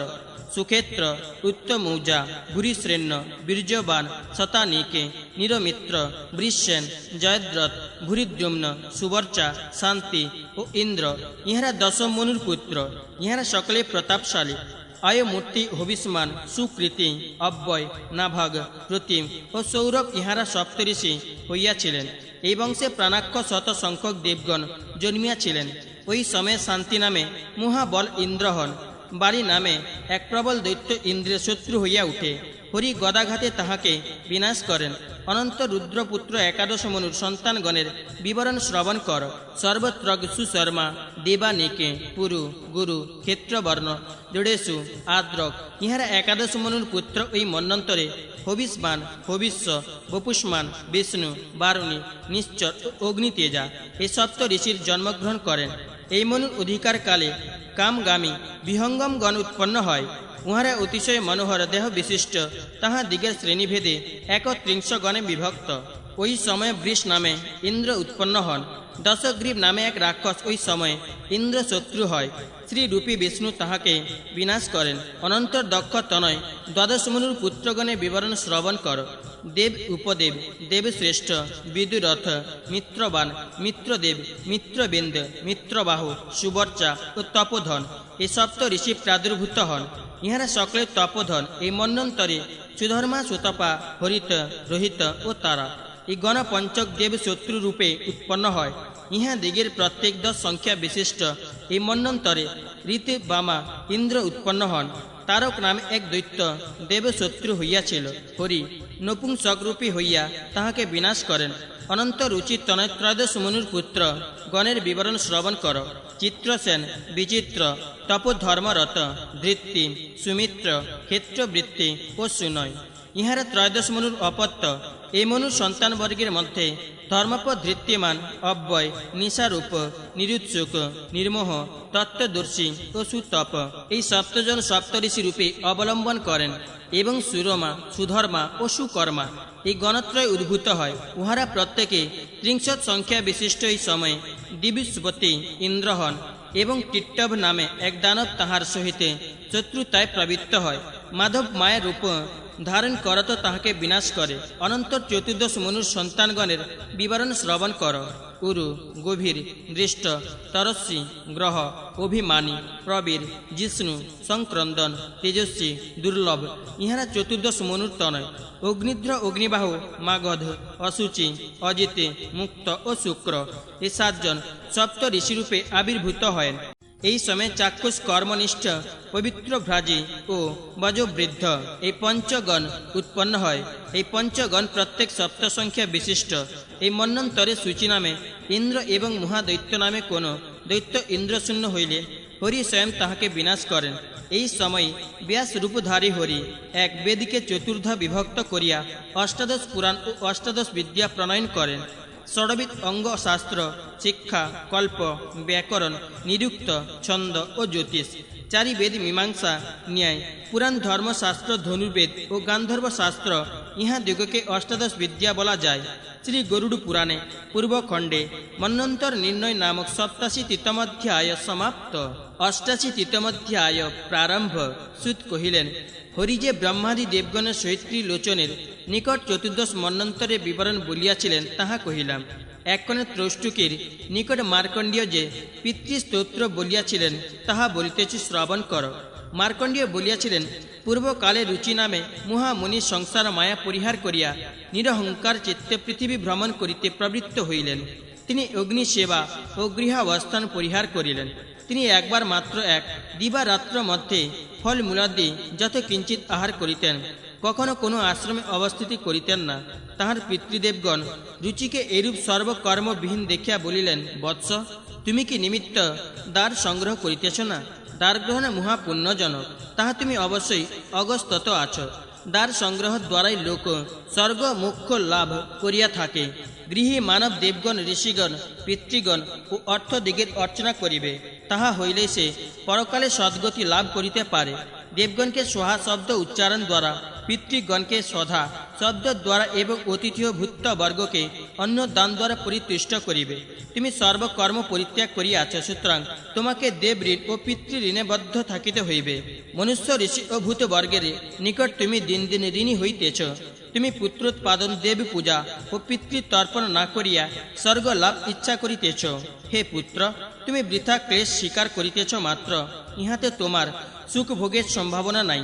যে ইহকালে মৃত পিতৃগণে নরকোদ্ধার না করে, তাহার পরজন্মে কেবল ক্লেশ ভোগই হইয়া থাকে। রুচি কহিলেন, দ্বার পরিগ্রহ করিলে তাহার দুঃখ ভোগ, পাপ সঞ্চয় ও অন্তকালে অধোগতি হইয়া থাকে। এই বিবেচনা করিয়া আমি এতকাল দ্বার পরিগ্রহ করি নাই। স্ত্রী হইতে ক্ষণকাল মধ্যে আত্মসংশয় উপস্থিত হয়। অতএব সেই স্ত্রী কখনো মুক্তির হেতু হইতে পারে না, বরং সর্বদাই ক্লেশের সম্ভব আছে। যে মানব নিষ্পরিগ্রহ তাহার আত্মা মমতা রূপ পঙ্কে দূষিত হইলেও বিদ্যবাড়ির দ্বারা সর্বদা ধৌত করিয়া আত্মাকে পবিত্র রাখিতে পারে। অতএব দ্বার পরিগ্রহ করিয়া আত্মার পঙ্কিরতা সাধন হইতে জ্ঞান উপার্জন দ্বারা আত্মকর্ষ সম্পাদন শ্রেয়স্কর। বারংবার জন্ম পরিগ্রহ করিলে আত্মা কর্মস্বরূপ পঙ্কে পঙ্কিল হয়। জিতেন্দ্রীয় পণ্ডিতগণ তত্ত্ব জ্ঞানরূপ সলিল দ্বারা সেই পঙ্কিল আত্মাকে ধৌত করিয়া পবিত্র করেন। পিতৃগণ কহিলেন, বৎস, তুমি যাহা বলিলে তাহা সত্য।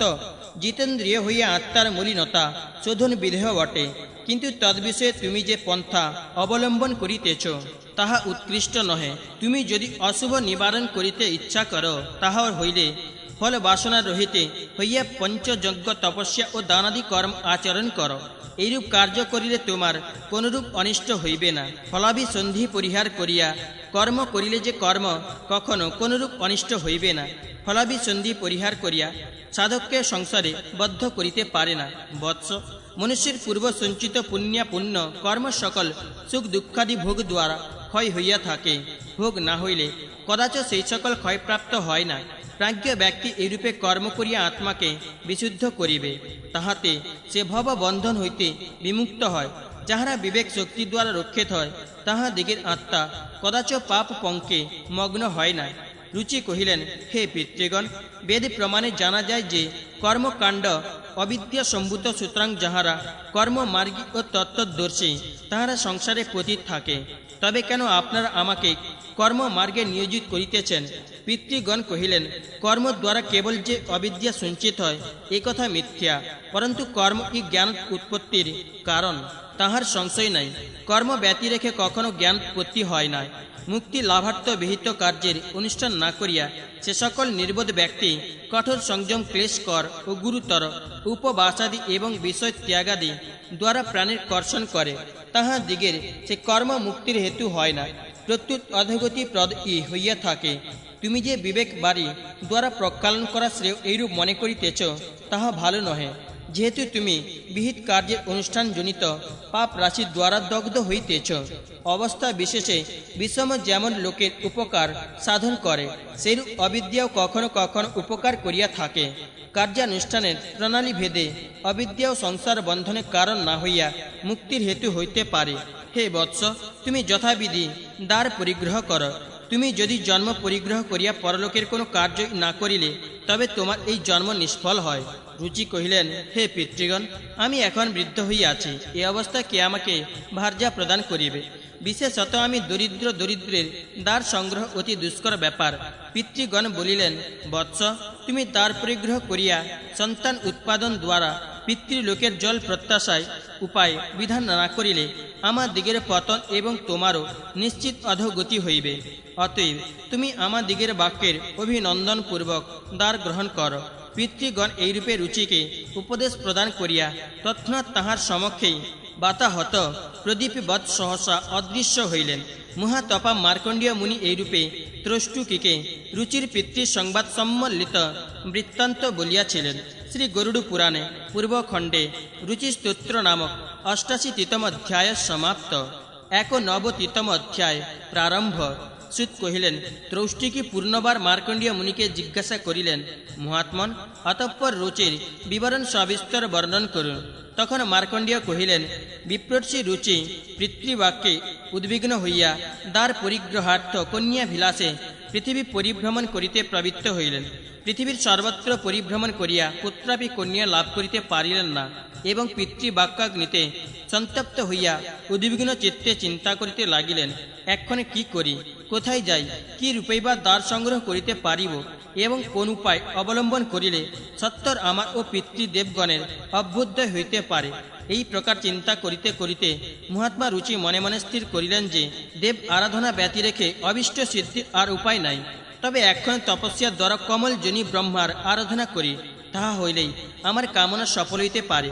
পরে মহাকামনা রুচি দিব্য পরিমাণে 100 বর্ষ তপস্যা করিলেন এবং অনশনাদি নিয়ম অবলম্বন করত বনে বনে অবস্থিতি করিয়া কমল জনির আরাধনায় তৎপর রহিলেন।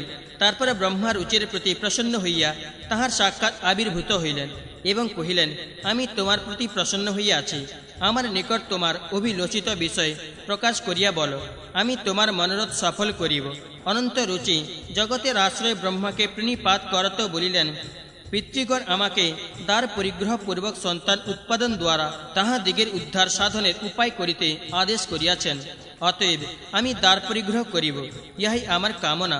আপনি প্রসন্ন হইয়া বর প্রদান পূর্বক আমার অভিলাষ পূর্ণ করুন। ব্রহ্মা কহিলেন, তোমাকে আমি বর প্রদান করিলাম, তুমি প্রজাপতি হইয়া অসংখ্য প্রজা উৎপাদন করিতে পারিবে। তুমি প্রজা সৃষ্টি করিয়া সন্তান উৎপাদন করত, পিতৃকার্য করিয়া সর্বত্র অধিকার স্থাপন পূর্বক অন্তে সিদ্ধি লাভ করিবে। পিতৃগণ তোমাকে দ্বার পরিগ্রহ করিতে আদেশ করিয়াছেন, তুমি তাহাই করো।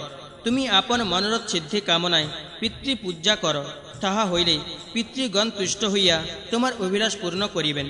তোমার অর্চনার দ্বারা পিতৃগণ তুষ্ট হইলে কি তাহারা তোমাকে পত্নী ও পুত্র প্রদান করিবেন না? মার্কণ্ডীয় কহিলেন, বিপ্রর্ষিত রুচি অব্যক্তা জন্ম ব্রহ্মা এ বাক্য শ্রবণ করত বিজন পুলিন স্থানে পিতৃতর্পণ করিলেন। তিনি ভক্তি সহকারে নম্র বদন হইয়া একাগ্র চিত্তে পিতৃগণের স্তব করিতে প্রবৃত্ত হইলেন। রুচি কহিলেন, যাহারা আদিদেব রূপে বাস করিতেছেন এবং দেবগণ ও শ্রাদ্ধকালে সদা শব্দ প্রয়োগ দ্বারা যাহাদিগের তর্পণ করিয়া থাকেন, আমি সেই পিতৃগণকে নমস্কার করি। স্বর্গে মহর্ষি বর্গ ভুক্তি মুক্তি কামনায় মনোময় শ্রাদ্ধ করিয়া যে পিতৃগণে অর্চনা করিয়া থাকেন, আমি সেই পিতৃলোককে নমস্কার করি। স্বর্গে সিদ্ধগণ শ্রাদ্ধকালে স্বর্গীয় বিবিধ অনুপম উপহার দ্বারা যে পিতৃদেবগণে তর্পণ করিয়া থাকেন, আমি সেই পিতৃদেবগণকে নমস্কার করি। স্বর্গলোকে গুজ্জকগণ পরম সম্পদ কামনায় ভক্তিপূর্বক যে পিতৃদেবগণে অর্চনা করেন, আমি সেই পিতৃদেবগণকে নমস্কার করি। পৃথিবীতে মানবগণ যে পিতৃগণে অর্চনা করেন, আমি সেই পিতৃগণকে নমস্কার করি। শ্রাদ্ধকালে ভক্তিপূর্বক অর্চিত হইয়া যে পিতৃগণ লোক সকলের বাঞ্ছিত পুষ্টির দান করেন, পৃথিবীতে বিপ্রগণ অভীষ্ট লাভ ও প্রজাপতি তো লাভ কামনায় যে পিতৃগণে অর্চনা করেন, আমি সেই প্রজাপতি পদদাতা পিতৃগণকে নমস্কার করি। অরণ্যবাসী মুনিগণ তপস্যা দ্বারা সমস্ত পাপ বিদূরিত করত সংযত তাহারা হইয়া বনজাত শ্রাদ্ধ দ্রব্য দ্বারা যে পিতৃগণের তৃপ্তি সাধন করেন, আমি সেই পিতৃদেবতা দিগকে নমস্কার করি। রাজন্যবর্গ বিবিধ কাব্য শ্রাদ্ধ দ্বারা বিধিপূর্বক যে পিতৃগণের তৃপ্তি সম্পাদন করিয়া তাহাদিগের নিজ নিজ ঐহিক ও পারত্রিক উভয়বিধ ফলভোগ করেন, আমি সেই পিতৃদেবতা দিগকে নমস্কার করি। সকর্তব্য কার্যে অভিরত বৈশ্যগণ পৃথিবীতে পুষ্প ধূপ অন্ন ও জল দ্বারা যে পিতৃদেবদিগের অর্চনা করেন, আমি তাহাদিগকে নমস্কার করি। শূদ্রগণ ভক্তিপূর্বক যে পিতৃদেব দিগের অর্চনা করিয়া থাকে, যে অর্চনাতে অখিল ব্রহ্মাণ্ড পরিতৃপ্ত হয় এবং যাহারা সুকালীন নামে বিখ্যাত, আমি সেই সকল পিতৃদেবকে নমস্কার করি। পাতালে মহাসুর সকল দম্ভ ও মত্ততা পরিহার করিয়া সুধাহারে পরিতৃপ্ত যে পিতৃগণের তর্পণ করেন, আমি সেই পিতৃগণকে নমস্কার করি। রসাতলে নাগগণ অভীষ্ট লাভার্থ শ্রাদ্ধে বিবিধ ভোগ্য বস্তুর দ্বারা যে পিতৃলোকে তর্পণ করিয়া থাকেন, আমি সেই পিতৃদেবগণকে নমস্কার করি। নাগলোকে সর্পগণ মহাবিভব সম্পন্ন বিবিধ ভোগ্য বস্তুর দ্বারা মন্ত্র পাঠপূর্বক যে পিতৃলোকে তর্পণ করিয়া থাকেন, আমি সেই পিতৃদেবগণের চরণে প্রণত হই। যে পিতৃদেবগণ দেবলোকে মুহিতলে ও অন্তরিক্ষে সর্বদা বসতি করেন, সুরাসুরগণ সকলেই যাহাদিগের অর্চনা করেন, আমি সেই পিতৃদেবগণের চরণে নমস্কার করি। তাহারা মৎপ্রদ উপহার গ্রহণ করুন। যে পিতৃগণ পরমানুভূত হইয়া অমূর্তভাবে বিমানে বসতি করিতেছেন, যোগীগণ নির্মল অন্তঃকরণে যাহাদিগের অর্চনা করেন, যাহারা সাংসারিক ক্লেশ হইতে মুক্তির কারণ, আমি সেই সকল পিতৃগণকে নমস্কার করি। যে পিতৃদেবগণ স্বর্গলোকে মূর্তিমান দেবরূপে বাস করেন, যাহারা সদা শব্দ উচ্চারণে ভোজন সুখ অনুভব করেন, যাহারা সকাম জনগণে কাম্য ফল ও নিষ্কাম দিকের মুক্তি প্রদান করিয়া থাকেন, আমি সেই পিতৃদেবগণকে নমস্কার করি। যে জন যাহা অভিলাষ করিয়া থাকে, পিতৃগণ তাহাদিগের অভিলাষা অনুসারে সুরত্ন ইন্দ্রত্ব বা গজ অশ্ব রত্ন ও গৃহাদি বাঞ্ছিত প্রদান করেন, সেই সকল পিতৃগণ আমার এই অর্চনার দ্বারা তৃপ্তি লাভ করুন। আমি যে পিতৃগণকে নমস্কার করি, যাহারা চন্দ্রকিরণে সূর্য প্রতিবিম্বে ও শুক্ল বিমানে বাস করেন, তাহার এই অর্চনার দ্বারা তৃপ্তি লাভ করুন। মৎপ্রদ এই গন্ধাদির দ্বারা তাহাদিগের পুষ্টি সাধন হোক। যাহাদিগের উদ্দেশ্যে আর্য দ্বারা অগ্নিতে হোম করিলে সে সকল পিতৃদেব বিপ্রদেহ স্থিত হইয়া হুত দ্রব্য সম্পন্ন ভোজন করেন, আর যাহারা পিণ্ড দান করিলে হর্ষলাভ করেন, তাহারা এই শ্রাদ্ধে প্রদ অন্ন জল দ্বারা তৃপ্তি লাভ করুন। সুরগণ অবিষ্ট খড়গ মাংস এবং মনোহর দিব্য কৃষ্ণ তিল দ্বারা যে পিতৃগণে অর্চনা করিয়া থাকেন, যে পিতৃগণ মহর্ষি বর্গের প্রদ শাক দ্বারা পরিতৃপ্ত হন, তাহারা মৎকৃত এই শ্রাদ্ধে সন্তুষ্ট থাকুন। আমি যে পিতৃগণে অর্চনা করিলাম, বিবিধ কব্য যাহাদিগের অবিষ্ট আমার প্রদ পুষ্প গন্ধ জল ও ভোজ্য দ্রব্যে তাহাদিগের সান্নিধ্য হোক। যে পিতৃগণ প্রতিদিন অর্চনা গ্রহণ করেন, অমাবস্যা ও অষ্টকাতে যাহাদিগের সবিশেষ অর্চনা করিতে হয়, সংবৎসরান্তে যাহাদিগের অর্চনা করা অবশ্য বিদেহ, আর বিবাহাদি মঙ্গল কার্যে যাহাদিগের অর্চনা নিতান্ত কর্তব্য, সে পিতৃগণ আমার এই শ্রাদ্ধে তুষ্টি লাভ করুন। পিতৃগণ ব্রাহ্মণের পক্ষে কুমুদ ও চন্দ্রের ন্যায় শুদ্ধ শুক্ল বর্ণ ক্ষত্রিয় দিগের পক্ষে অগ্নি ও দিবাকরের ন্যায় অতিশয় সমুজ্জ্বল, বৈশ্যের পক্ষে কনকবৎ বর্ণ বিশিষ্ট এবং শূদ্রের পক্ষে নীল বর্ণ। ব্রাহ্মণ আদি বর্ণ সকল এইরূপে ধ্যান করিয়া যে পিতৃদেবগণের অর্চনা করিলে অভীষ্ট ফল লাভ করিতে পারে, সেই সকল পিতৃদেব আমার এই অর্চনান্তে গন্ধ পুষ্প ধূপ জল ভোজ্য ও নিবেদিত অন্যান্য দ্রব্য এবং অগ্নিহোম দ্বারা তৃপ্তি লাভ করুন। আমি তাহাদিগকে বারংবার প্রণাম করি। যে পিতৃগণ শ্রাদ্ধকালে দেবশ্রাদ্ধের পরে কব্য ভোজন করিয়া তৃপ্তি লাভ করেন এবং পরিতৃপ্ত হইয়া মানবগণকে সম্পদ প্রদান করেন, তাহার আমার কৃত এই শ্রাদ্ধে তৃপ্তি লাভ করুন।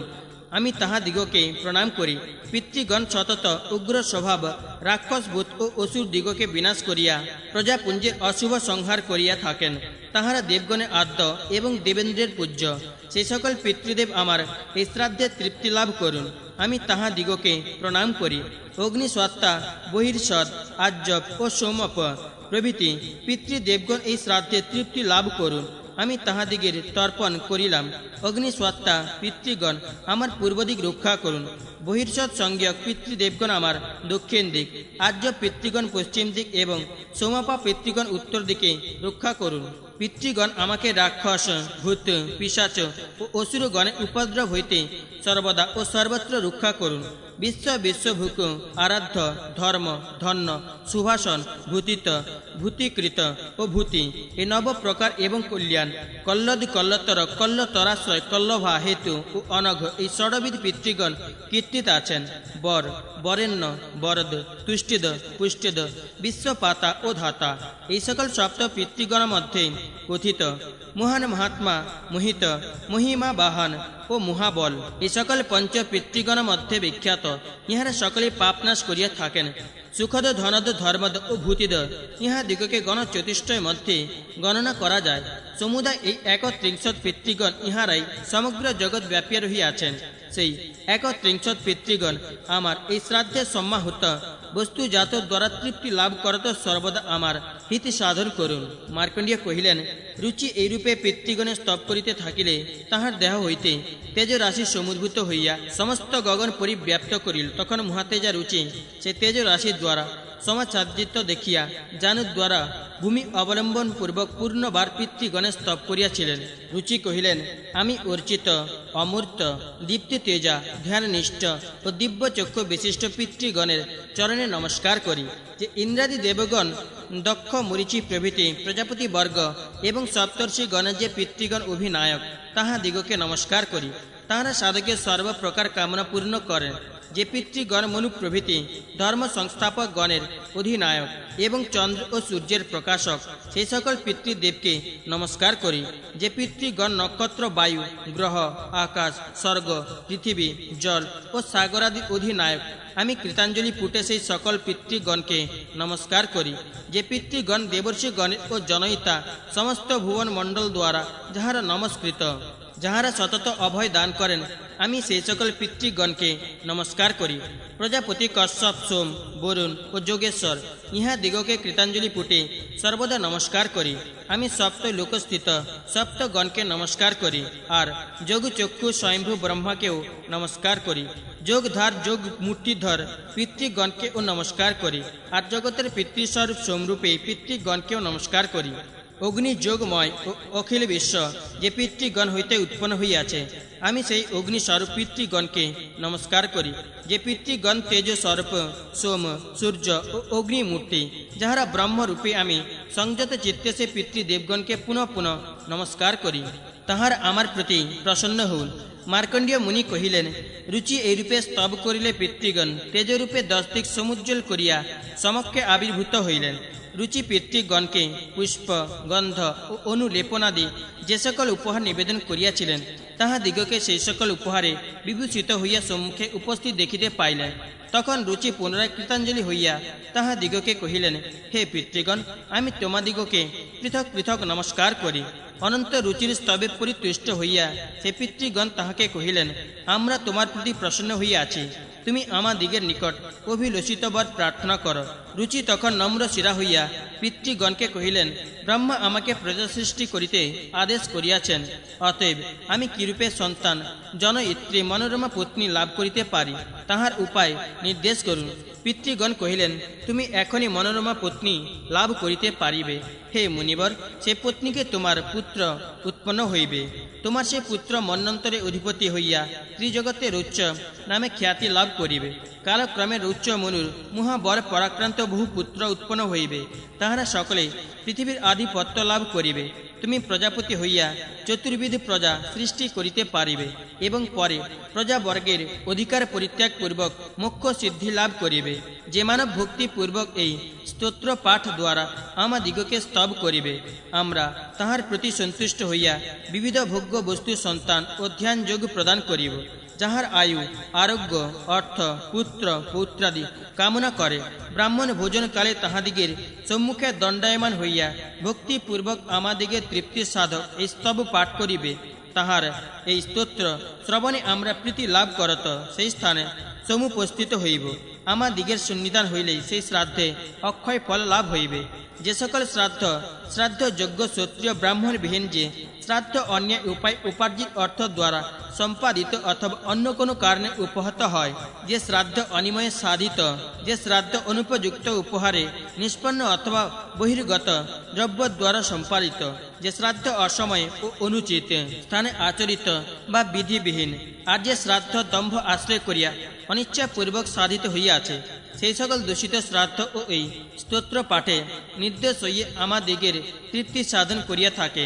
আমাদিগের সুখাবহ এই স্তোত্র যে শ্রাদ্ধে পাঠ করে, সেই শ্রাদ্ধে আমাদিগের দ্বাদশ বার্ষিকী তৃপ্তি হয়। হেমন্তকালে শ্রাদ্ধ করিয়া স্তোত্র পাঠ করিলে দ্বাদশ বার্ষিকী তৃপ্তি হয়। শিশির কালে শ্রাদ্ধ করিয়া স্তোত্র পাঠ করিলে চতুর্বিংশতি বার্ষিকী তৃপ্তি প্রদান করে। বসন্তকালে এই স্তোত্র পাঠ করিয়া শ্রাদ্ধ করিলে তাহাতে ষোড়শ বার্ষিকী তৃপ্তি হয়। আর গ্রীষ্মকালে শ্রাদ্ধকালে এই স্তোত্র পাঠ করিলে ষোড়শ বর্গ পর্যন্ত পিতৃলোকের তৃপ্তি হইয়া থাকে। কোনো কারণবশত শ্রাদ্ধ বিফল হইলে যদি এই স্তোত্র পাঠ করে, তাহা হইলে সেই বৈকল্য দোষ নিবারিত হয়। রুচে বর্ষাকালে শ্রাদ্ধ করিয়া এই স্তব পাঠ করিলে আমাদিগের পঞ্চদশ বার্ষিকী তৃপ্তি লাভ হয়।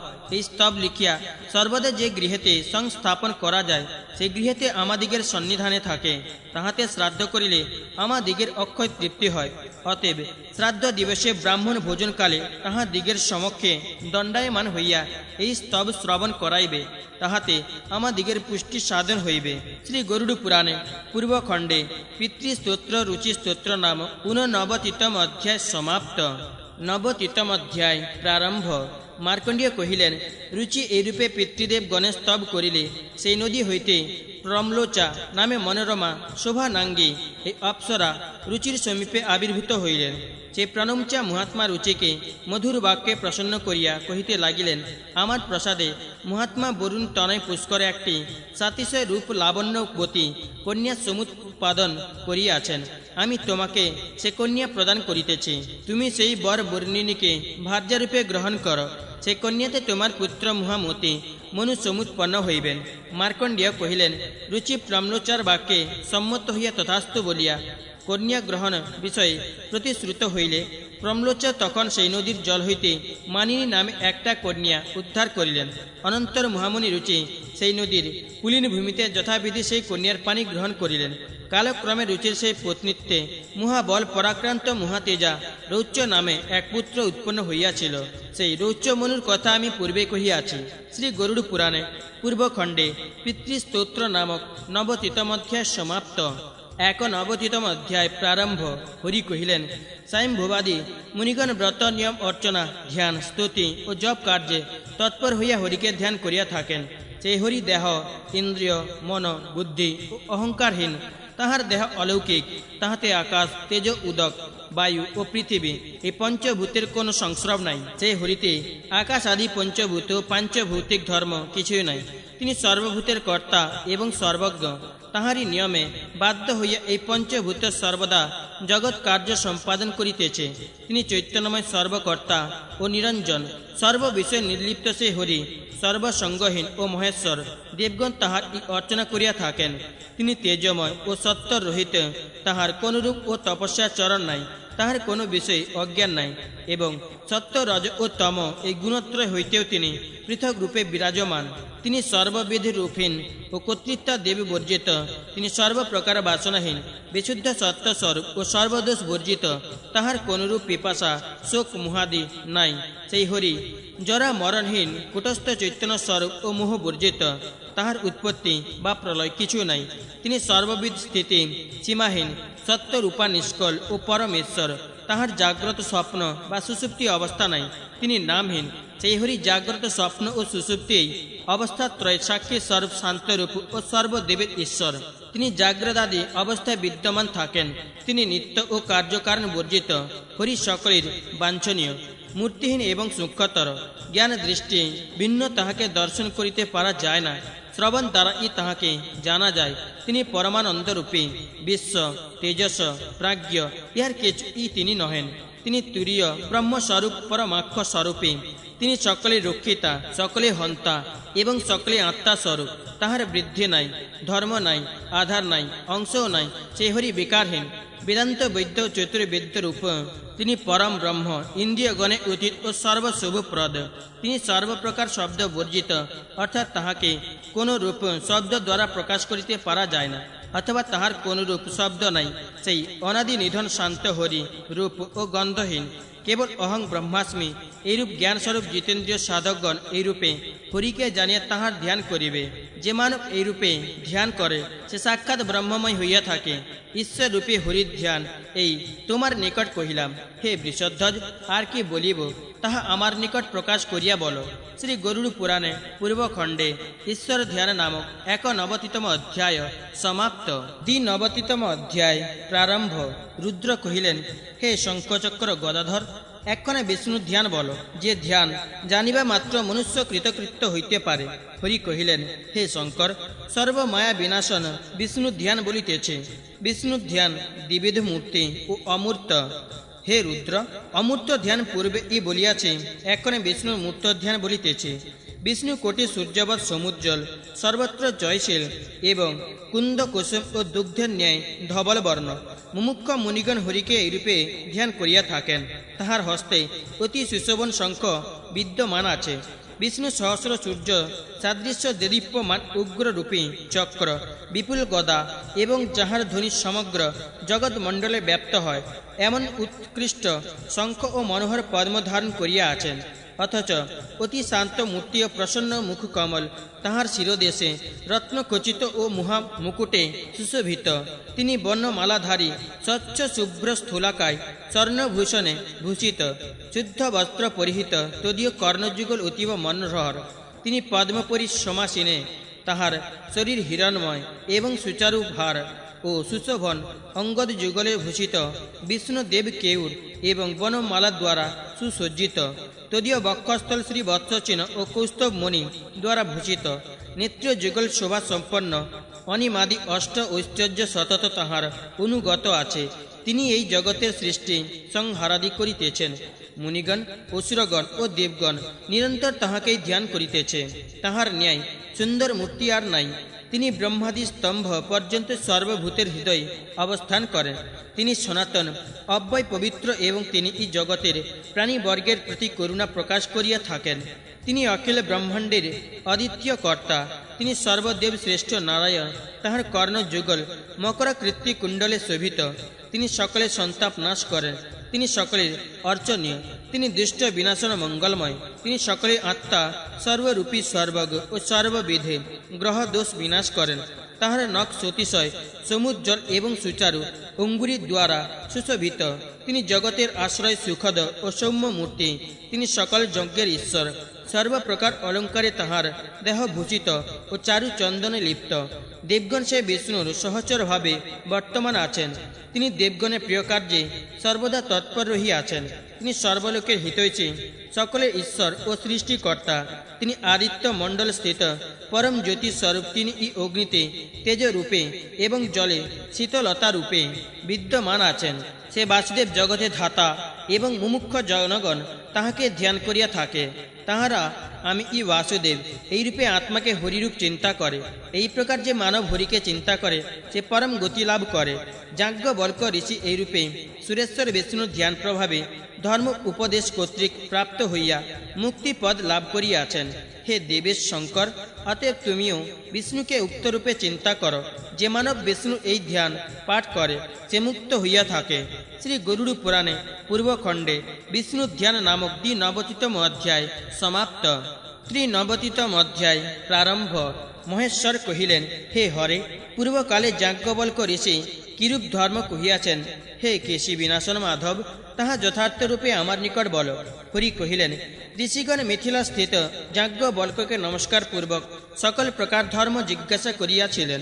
যাজ্ঞবল্ক্য ঋষি বিষ্ণুকে ধ্যান করিয়া সে সকল সমাগত মুনি দিগকে সমস্ত ধর্ম বিবরণ কহিয়াছিলেন। যাজ্ঞবল্ক্য বলিলেন, যে দেশে কৃষ্ণ সার মৃগ বিচরণ করে সেই দেশের ধর্ম বলিতেছি, শ্রবণ কর। পুরাণ, ন্যায় ও মীমাংসা এই সকল ধর্মশাস্ত্র বেদ ও চতুর্দশ বিদ্যাই ধর্মের আশ্রয়। মনু, বিষ্ণু, যম, অঙ্গিরা, বশিষ্ঠ, দক্ষ, সম্মর্ত, সাতাতপ, পরাশর, আপন্তম্ব, উষণা, ব্যাস, কাত্যায়ন, বৃহস্পতি, গৌতম, শঙ্খ, লিখিত, হারিত, অত্রি ও আমি যাজ্ঞবল্ক্য আমরা ধর্মবক্তা ইহারা সকলেই বিষ্ণুর আরাধনা করিয়া ধর্ম উপদেশক হইয়াছেন। শ্রদ্ধাযুক্ত হইয়া দেশ ও কাল বিশেষ বিবেচনা পূর্বক যোগ্য পাত্রে কোনো দ্রব্য প্রদান করাই ধর্মের লক্ষণ বলিয়া কথিত হয়। যজ্ঞ বিহিত আচার, দম, অহিংসা, দান ও সদায় এই সকল পরম ধর্ম। এই সকল ধর্মাচরণ ফলে আত্মতত্ত্ব পরিজ্ঞান হয়। পূর্বোক্ত ধর্ম উপদেশ দিগের মধ্যে প্রথমোক্ত ৪ জন বেদ ধর্মজ্ঞ, অপর সকলে ত্রিবিদে বিদ্যা তত্ত্বজ্ঞ ইহারা এবং অধ্যাত্মবিদ তত্ত্বজ্ঞানী। মানব যাহা উপদেশ করেন তাহা ই ধর্ম। ব্রাহ্মণ, ক্ষত্রিয়, বৈশ্য ও শূদ্র এই ৪ প্রকার জাতি আছে। তাহা দিগের মধ্যে প্রথমোক্ত ৩ জাতির দ্বিজ সংজ্ঞা, দ্বিজ দিগের নিষেক হইতে অন্ত্যেষ্টি ক্রিয়া পর্যন্ত সমস্ত কর্মে সমন্তক করিবে। স্ত্রী দিগের ঋতু উপস্থিত হইলে গর্ভাধান, গর্ভস্পন্দনে পূর্বে পুংসবান গর্ভাধার হইলে তাহার ষষ্ঠ কিংবা অষ্টম মাসে সীমন্ত নয়ন, সন্তান প্রসব হইলে জাত কর্ম, সন্তান প্রসবের পর একাদশ দিবসে নামকরণ, চতুর্থ মাসে নিষ্ক্রামণ এবং ষষ্ঠ মাসে অন্নপ্রাশন করিতে হয়। পরে আপন কৌলিক নিয়ম অনুসারে চূড়া কার্য করা বিধেয়। এইরূপে স্ব বিহিত কার্যের যথোক্ত সময়ে শেষী কার্য করিলে গর্ভসম্ভূত সমস্ত পাপ হইতে নিষ্কৃতি পায়।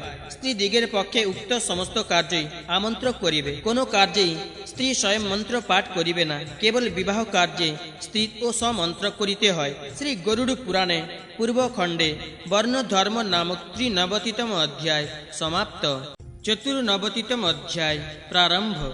যাজ্ঞবল্ক্য কহিলেন, গর্ভাবধি অষ্টম অথবা জননাবধি অষ্টম বৎসরে ব্রাহ্মণের উপনয়ন ক্রিয়া করিবে। ক্ষত্রিয়ের একাদশ বর্ষে ও বৈশ্যের দ্বাদশ বর্ষে উপনয়ন সংস্কার জানিবে। এ বিষয়ে অন্য কোনো মুনি বলেন, যাহার যেমন কৌলিক নিয়ম আছে তদনুসারে উপনয়ন করাইবে। বৎসরের নিয়ম অপেক্ষণীয় নহে। গুরু মহাব্যাহুতি পাঠপূর্বক উপনয়ন করাইয়া শিষ্যকে বেদ অধ্যয়ন করাইবে এবং শৌচাগার অর্থাৎ স্ব বর্ণের বিহিত কর্তব্য কর্ম সকল শিক্ষা প্রদান করিবেন। দ্বিজাতিগণ দক্ষিণ কর্ণে যজ্ঞসূত্র সংস্থাপন করিয়া দিবা ও সন্ধ্যা সময়ে উত্তরাভিমুখে এবং রাত্রিতে দক্ষিণাভিমুখে মলমূত্র পরিত্যাগ করিবে। পরে শুদ্ধাচার ব্রাহ্মণ উপগ্রস্ত গ্রহণপূর্বক উঠিয়া উদ্ধৃত জল ও মৃত্তিকা দ্বারা দুর্গন্ধ দূরীকরণার্থ হস্তমার্জন ও শৌচ করিবে। ব্রাহ্মণগণ জানুদয়ের মধ্যে শরীর রাখিয়া পবিত্র স্থানে উপবেশন করত উত্তর অথবা পূর্বমুখ হইয়া ব্রাহ্মতীর্থ বৃদ্ধাঙ্গুষ্ঠের মূলস্থান দ্বারা আচমন করিবে। কনিষ্ঠা অঙ্গুলি মূল প্রজাপতি তীর্থ, তর্জনী মূল পিতৃতীর্থ, অঙ্গুষ্ঠ মূল ব্রাহ্মতীর্থ এবং সর্বাঙ্গুলি অগ্রভাগ দেবতীর্থ জানিবে। পূর্বোক্ত ব্রাহ্মতীর্থ দ্বারা বারত্রয় কিঞ্চিত জলপান পূর্বক বারদ্বয় ওষ্ঠাধর স্পর্শ করিয়া ফ্যান ও বুদ্বুদ রহিত বিশুদ্ধ জল দ্বারা হৃদয়, কণ্ঠ, তালু ও নাভিদেশ ক্রমে স্পর্শ করিবে। স্ত্রী এবং শূদ্র ওষ্ঠে জল স্পর্শ করিয়া হৃদয় আদি স্পর্শ করিলেই তাহাদিগের আচমন হইবে। প্রত্যহ জল দৈবত মন্ত্র দ্বারা স্নান, अपमार्जन प्राणायाम और सूर्य प्रस्थापन करिबे। तदनंतर प्रथमे प्रणव न्यस्त करिया महाब्याहुति ओम भू भुवस्व सहित गायत्री जप द्वारा 3 बार प्राणायाम करिबे। से देवतारा मंत्र त्रय द्वारा प्राणायामेर शुद्धिता हইতে থাকে। सायं सन्ध्यार पर नक्षत्र दर्शन पर्यंत गायत्री जप करिबे एवं प्रातः सन्ध्यार पर सूर्योदय যাবৎ जप करणान्तर उभय सन्ध्याकाले नित्य यज्ञ सम्पादन पूर्वक এই আমি প্রণত হইতেছি বলিয়া তত্রত্ব বৃদ্ধগণকে प्रणाम करिबे। परे अध्ययनार्थ समाहित हইয়া गुरुर सन्निहित हইবে। अध्ययनार्थ आहूत हইয়া अध्ययन करिबे ओ वाक्य मन एवं कर्ण द्वारा गुरुर हिते तत्पर हইবে। दंड ओजिन उपवीते ओ मेखला धारण करिबे एवं निजेर जीविका निर्वाहार्थ आनंदित स्नातक पाचकादि भिन्न द्विज हইতে भिक्षा करिबे। ताहातेও এই নিয়ম রক্ষা করিতে হইবে যে प्रथमे ब्राह्मणेर निकट मध्य क्षत्रियर निकट अन्ते वैश्यर निकट उपस्थित हইয়া आमाके भिक्षा प्रदान करुन बलिया भिक्षा करिबे।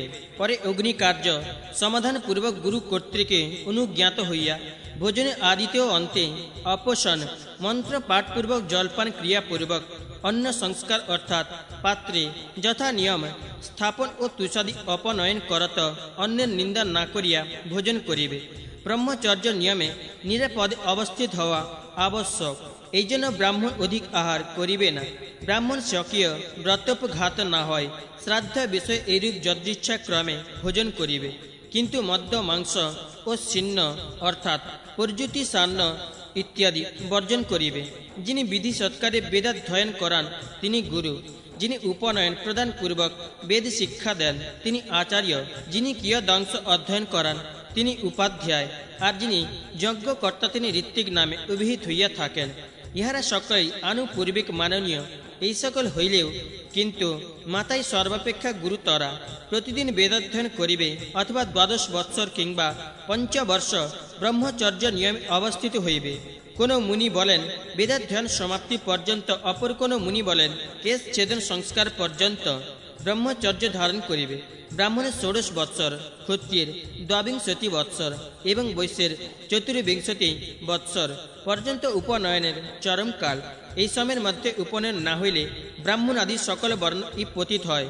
তখন তাহাদিগের কোনো ধর্মকর্মে অধিকার থাকে না। ব্রাত্য প্রায়শ্চিত্ত আচরণ না করিলে তাহারা সাবিত্রী পতিত হইয়া থাকে। মাতার উদয় হইতে জাত হইয়া দ্বিতীয়বার মৌজি বন্ধন উপনয়ন সংস্কার দ্বারা জন্মান্তর গ্রহণ হয়। এই হেতু ব্রাহ্মণ ক্ষত্রিয় ও বৈশ্য ইহারা দ্বিজাতি বলিয়া অভিহিত। যজ্ঞ তপস্যা ও শুভ কর্ম এই সকল কার্যের মূল কারণ বেদ। অতএব একমাত্র বেদ এই দ্বিজাতি দিগের পরম শ্রেয় সাধক। যে দ্বিজ প্রতিদিন ঋক অধ্যয়ন করে সে দুগ্ধ ও মধুর দ্বারা দেবগণে তর্পণ করিলে এবং মধু ও ঘৃত দ্বারা পিতৃগণে তর্পণ করিলে যে ফল সেই ফল প্রাপ্ত হয়। যে দ্বিজ প্রতিদিন যজুর্বেদ সামবেদ ও অথর্ব বেদের আঙ্গিরস অধ্যয়ন পাঠ করে তৎকর্তৃক ঘৃতদক দ্বারা পিতৃগণকে ও অমৃত যজ্ঞ আহুতির দ্বারা দেবগণকে পরিতৃপ্ত করা হয়। যে দ্বিজ প্রতিদিন বৈদিক অধ্যায় পুরাণ ও শুভ বার্তা সম্বন্ধিত পুরাতন বৃত্তান্ত ইতিহাস ও বেদ প্রত্যহ গায়ত্রী পাঠ করে তৎকর্তৃক পিতৃদেবকে মাংস ক্ষীরান্ন ও ঘৃতদক দ্বারা পরিতৃপ্ত করা হয়। অর্থাৎ পিতৃগণ সন্তুষ্ট হইয়া তাহাদিগকে শ্রেয়স্কর সর্বাভিলষিত ফল প্রদান দ্বারা কৃতার্থ করিয়া থাকেন। ইহাতে যে যে যজ্ঞ অনুষ্ঠিত এবং যে মন্ত্রাদি পঠিত হয় শ্রাদ্ধকর্তা তাহার সম্যক ফল লাভ করিবেন। কর্তব্যনিষ্ঠ ব্রহ্মচারী সেই ক্রিয়ার দ্বারা ভূমি দান ও তপস্যার ফলভোগ করত আচার্য সমীপে বাস করিবে। আচার্য না থাকিলে আচার্য পুত্র তদভাবে আচার্য পত্নী অন্যথা যথাবিধি সংস্কৃতাগ্নি সন্নিধানের সম্মুখ অবস্থিত হইয়া ব্রহ্মচর্য নিষ্পাদন করিবেন। যে ব্রাহ্মণ পূর্বোক্ত নিয়ম অনুসারে সংজিতেন্দ্রিয় হইয়া নিজের শরীর ও স্বভাবকে ধর্মকর্মের সাধন করে সে ব্রহ্মলোকবাসী হয়। তাহাকে পূর্ণবার ইহলোকে জন্ম ধারণ করিতে হয় না। শ্রী গরুড় পুরাণে পূর্বখণ্ডে বর্ণধর্ম নামক 94তম অধ্যায় সমাপ্ত। 95তম অধ্যায় প্রারম্ভ। যাজ্ঞবল্ক্য বলিলেন, হে যত্যাচারপর মুনিগণ, এক্ষণে গৃহস্থ ধর্ম কহিতেছি শ্রবণ কর। শিষ্য গুরুকে দক্ষিণা প্রদান ও গুরুর অনুজ্ঞা গ্রহণ পূর্বক বিধি সহকারে স্নান করত ব্রহ্মচর্য সমাপনান্তে সুলক্ষণা অনন্য পূর্বা যে কন্যার সহিত পূর্বে অন্য কাহার ও বিবাহ ধারণ হয় নাই এমন কমনীয়া অস্পিণ্ডা সদ্য সংজাতা ও গুণজ্ঞা আরোগিনী সভ্রাত্রিকা যাহার সহোদর আছে অসমান গোত্রা ও ঋষি বংশীয়া কন্যা বিবাহ করিবে মাতামহ হইতে পঞ্চম ও পিতামহ হইতে সপ্তম পুরুষ পরিত্যাগ করিয়া কন্যা পরিগ্রহ করিবে ক্ষত্রিয় কুলোদ্ভূত সমান বর্ণ বিদ্বান ক্ষত্রিয় ও দোষ রহিত বরকে বিবাহ কার্যে মনোনীত করিবে কোন কোন মুনি যে শূদ্র কন্যাকে ব্রাহ্মণ বিবাহ করিতে পারে বলিয়া থাকেন তাহা আমার মত নহে কারণ ওই শূদ্রা স্ত্রীতে আত্মায় পুত্র রূপে জন্মগ্রহণ করিয়া থাকে অতএব ব্রাহ্মণের শূদ্র কন্যা বিবাহ অকর্তব্য দ্বিজাতির শূদ্র বিবাহ আমার অভিমত নহে অতএব ব্রাহ্মণ কন্যা ক্ষত্রিয় কন্যা ও বৈশ্য কন্যা এই তিনটি ক্ষত্রিয় কন্যা ও বৈশ্য কন্যা এই দুইটি এবং বৈশ্য কেবল বৈশ্য কন্যা মাত্র বিবাহ করিতে পারে শূদ্র কেবল শূদ্র কন্যাই বিবাহ করিবে বরকে যথা বিধানে আহ্বান করিয়া শক্তানুরূপ অলঙ্কৃতা কন্যা প্রদান করিবে এই প্রকার বিবাহকে ব্রাহ্ম বিবাহ বলিয়া থাকে সে ব্রাহ্ম বিবাহে বিবাহিতা স্ত্রীর গর্ভজাত পুত্র পিতৃ মাতৃ উভয় করে ১ পুরুষকে পাপ ও নরক হইতে পরিত্রাণ করিয়া থাকে যজ্ঞস্থিত পুরোহিতের নিকট কন্যা সমর্পণকে দৈব বিবাহ বলে বর হইতে ২টি গো গ্রহণ করিয়া সেই গোদয়ের সহিত কন্যা দানকে আর্য বিবাহ বলে দৈব বিবাহে কন্যার গর্ভজাত সন্তান উভয় কোলের ১৪ পুরুষ এবং আর্য বিবাহে বিবাহিতা কন্যার গর্ভোৎপন্ন পুত্র উভয় কোলে ৬০ পুরুষ পর্যন্ত পবিত্র করিয়া থাকে তুমি এই কন্যার সহিতে মিলিত হইয়া ধর্মাচরণ করো এই নিয়মপূর্বক কন্যার সমর্পণকে প্রজাপত্য বিবাহ বলে প্রজাপত্য বিবাহে পরিণীতা কন্যার গর্ভজাত পুত্র নিজের সহিতে উভয় কুলের ৬০ পুরুষ উদ্ধার করে ধন গ্রহণ পূর্বক কন্যা দান করিলে সেই বিবাহকে আসুর বিবাহ বলে বর কন্যা পরস্পরের অনুরাগ বশত যে বিবাহ সম্পন্ন হয় তাহাকে গান্ধর্ব বিবাহ বলে যুদ্ধক্ষেত্র হইতে বলপূর্বক কন্যা হরণ করিয়া আনিয়া বিবাহ করিলে তাহাকে রাক্ষস বিবাহ বলা যায় ছল দ্বারা নিদ্রিতা উন্মত্তা কিংবা নির্জন স্থানগতা বালিকাকে অনিচ্ছাপূর্বক গ্রহণ করিয়া বিবাহ করিলে তাহাকে পৈশাচ বিবাহ বলে ব্রাহ্ম দৈব আর্য প্রজাপত্য এই চতুর্বিধ বিবাহ ব্রাহ্মণের পক্ষে প্রশস্ত গান্ধর্ব ও রাক্ষস এই দ্বিবিধ বিবাহ ক্ষত্রিয় আসুর বিবাহ বৈশ্যের এবং গর্হিত পৈশাচ বিবাহ শূদ্র জাতির পক্ষে জানিবে বিবাহকালে ব্রাহ্মণ কন্যা কেবল বরের হস্ত গ্রহণ করিবে ক্ষত্রিয় কন্যা স্বর বৈশ্য বালিকা প্রদূত অশ্বাদিত তাড়ন দণ্ড গ্রহণ করিবে কন্যা দান বিষয়ে প্রথমত পিতা পরে পিতামহ ভ্রাতা শকুল্য দশম পুরুষ পর্যন্ত জ্ঞাতি ও মাতা ইহারাই অধিকারী ইহাদের মধ্যে যাহারা প্রকৃতিস্থ পাতিত্ব দ্বিদোছর রহিত তন্মধ্যে পূর্ব অধিকারী অভাবে পরবর্তী ব্যক্তিকে কন্যা দানে অধিকারী জানিবে উক্ত কন্যা দানাধিকারীগণের মধ্যে যদি কেহ বিহিত সময় মধ্যে কন্যাদান না করে তবে ওই কন্যার প্রতি ঋতুতেই তাহারা ভ্রূণ হত্যা জনিত পাপ ভাগী হইবে পূর্বোক্ত কন্যাদান ধিকারীগণের মধ্যে কেহই না থাকিলে কন্যা স্বয়ং বর গ্রহণ করিবে সেই বিবাহিত কন্যা যদি কেহ হরণ করে তবে সে চৌর্যদণ্ডে দণ্ডনীয় হইবে তবে অত্যন্ত দুষ্টা স্ত্রীকে পরিত্যাগ করিতে পারে যদি অপুত্রা স্ত্রী পুত্রাভিলাষিনী হয় তবে শ্বশুর আদি গুরুজনের আজ্ঞা গ্রহণ পূর্বক রীতি দ্বারা অভ্যক্ত দেহ দেবর অথবা স্বপিণ্ড দ্বারা পুত্রোৎপাদন করিবে যে পর্যন্ত গর্ভ সঞ্চার হয় সেই পর্যন্ত ঋতুকালে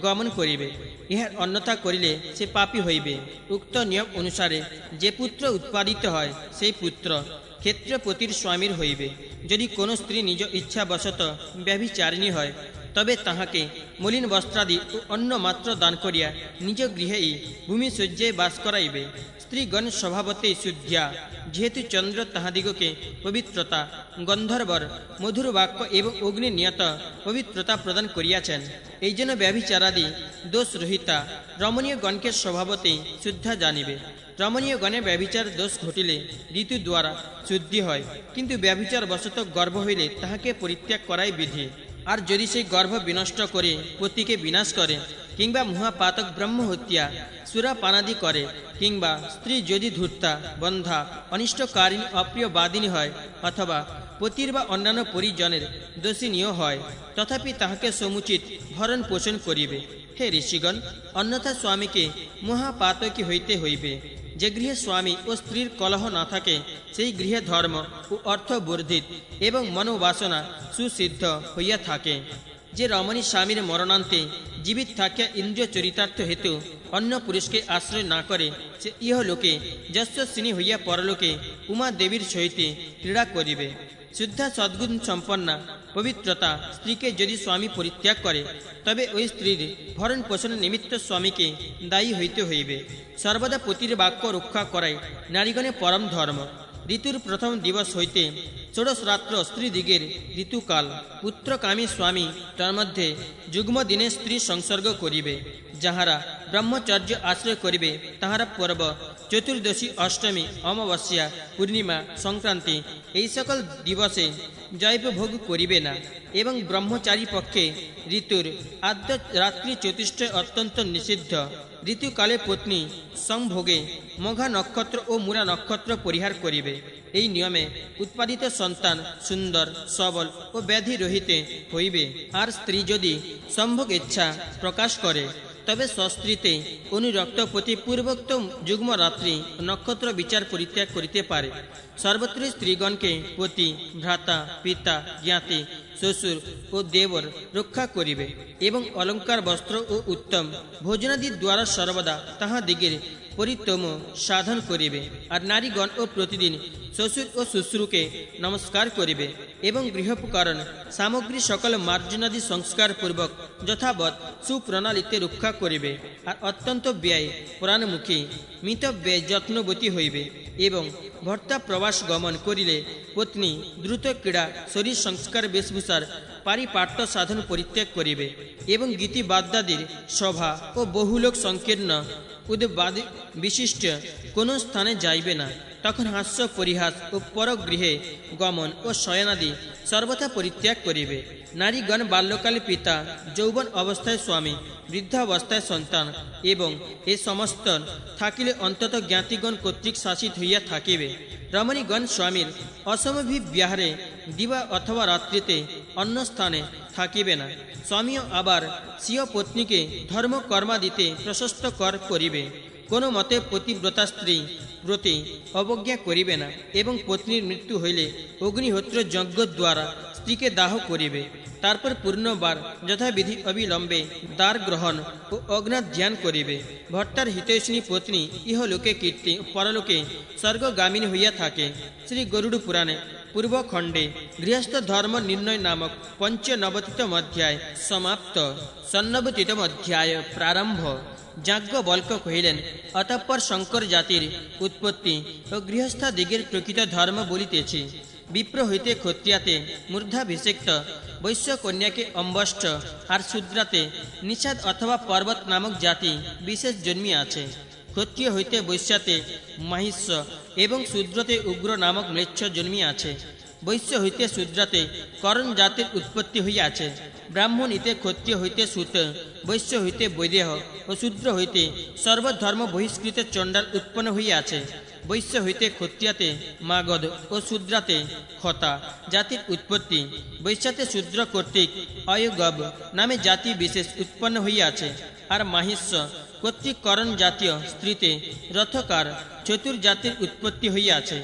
তাহার অপকৃষ্ট জাতি মধ্যে গণ্য হইয়া থাকে।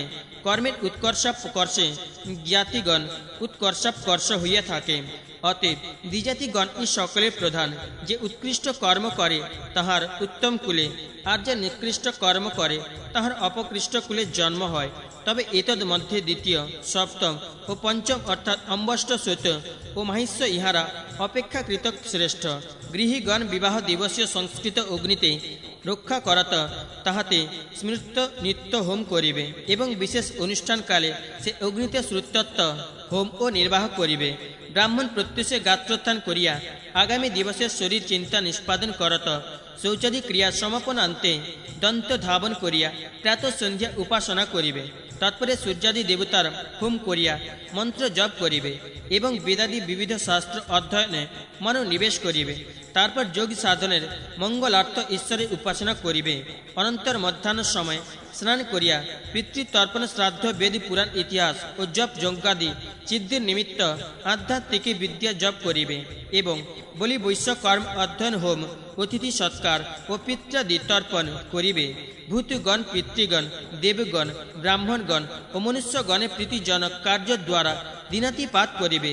আর অগ্নিতে দেবতার উদ্দেশ্যে হোম করিয়া প্রাণীগণের তৃপ্তার্থ বলি প্রদান করিবে। তারপর কাক ও চণ্ডালগণের নিমিত্ত ভূমিতে অন্নক্ষেপ করিবে।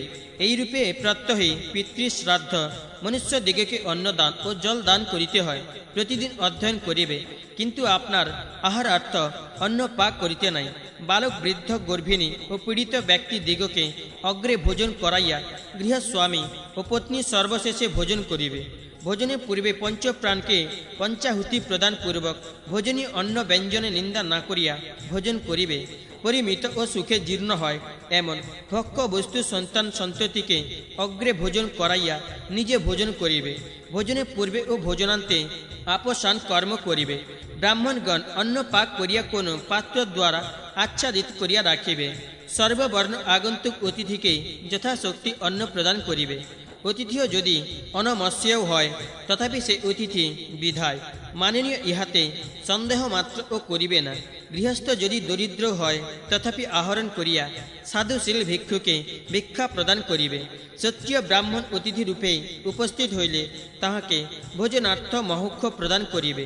স্নাতক আচার্য রাজা সুহৃদ বৈবাহিক ও বিপন্ন ব্যক্তি দিগকে প্রতি বৎসর ভোজনাদি দ্বারা প্রীতি করা বিধেয়। বেদে পারক ব্রাহ্মণকে সত্য আর পথিককে অতিথি বলে।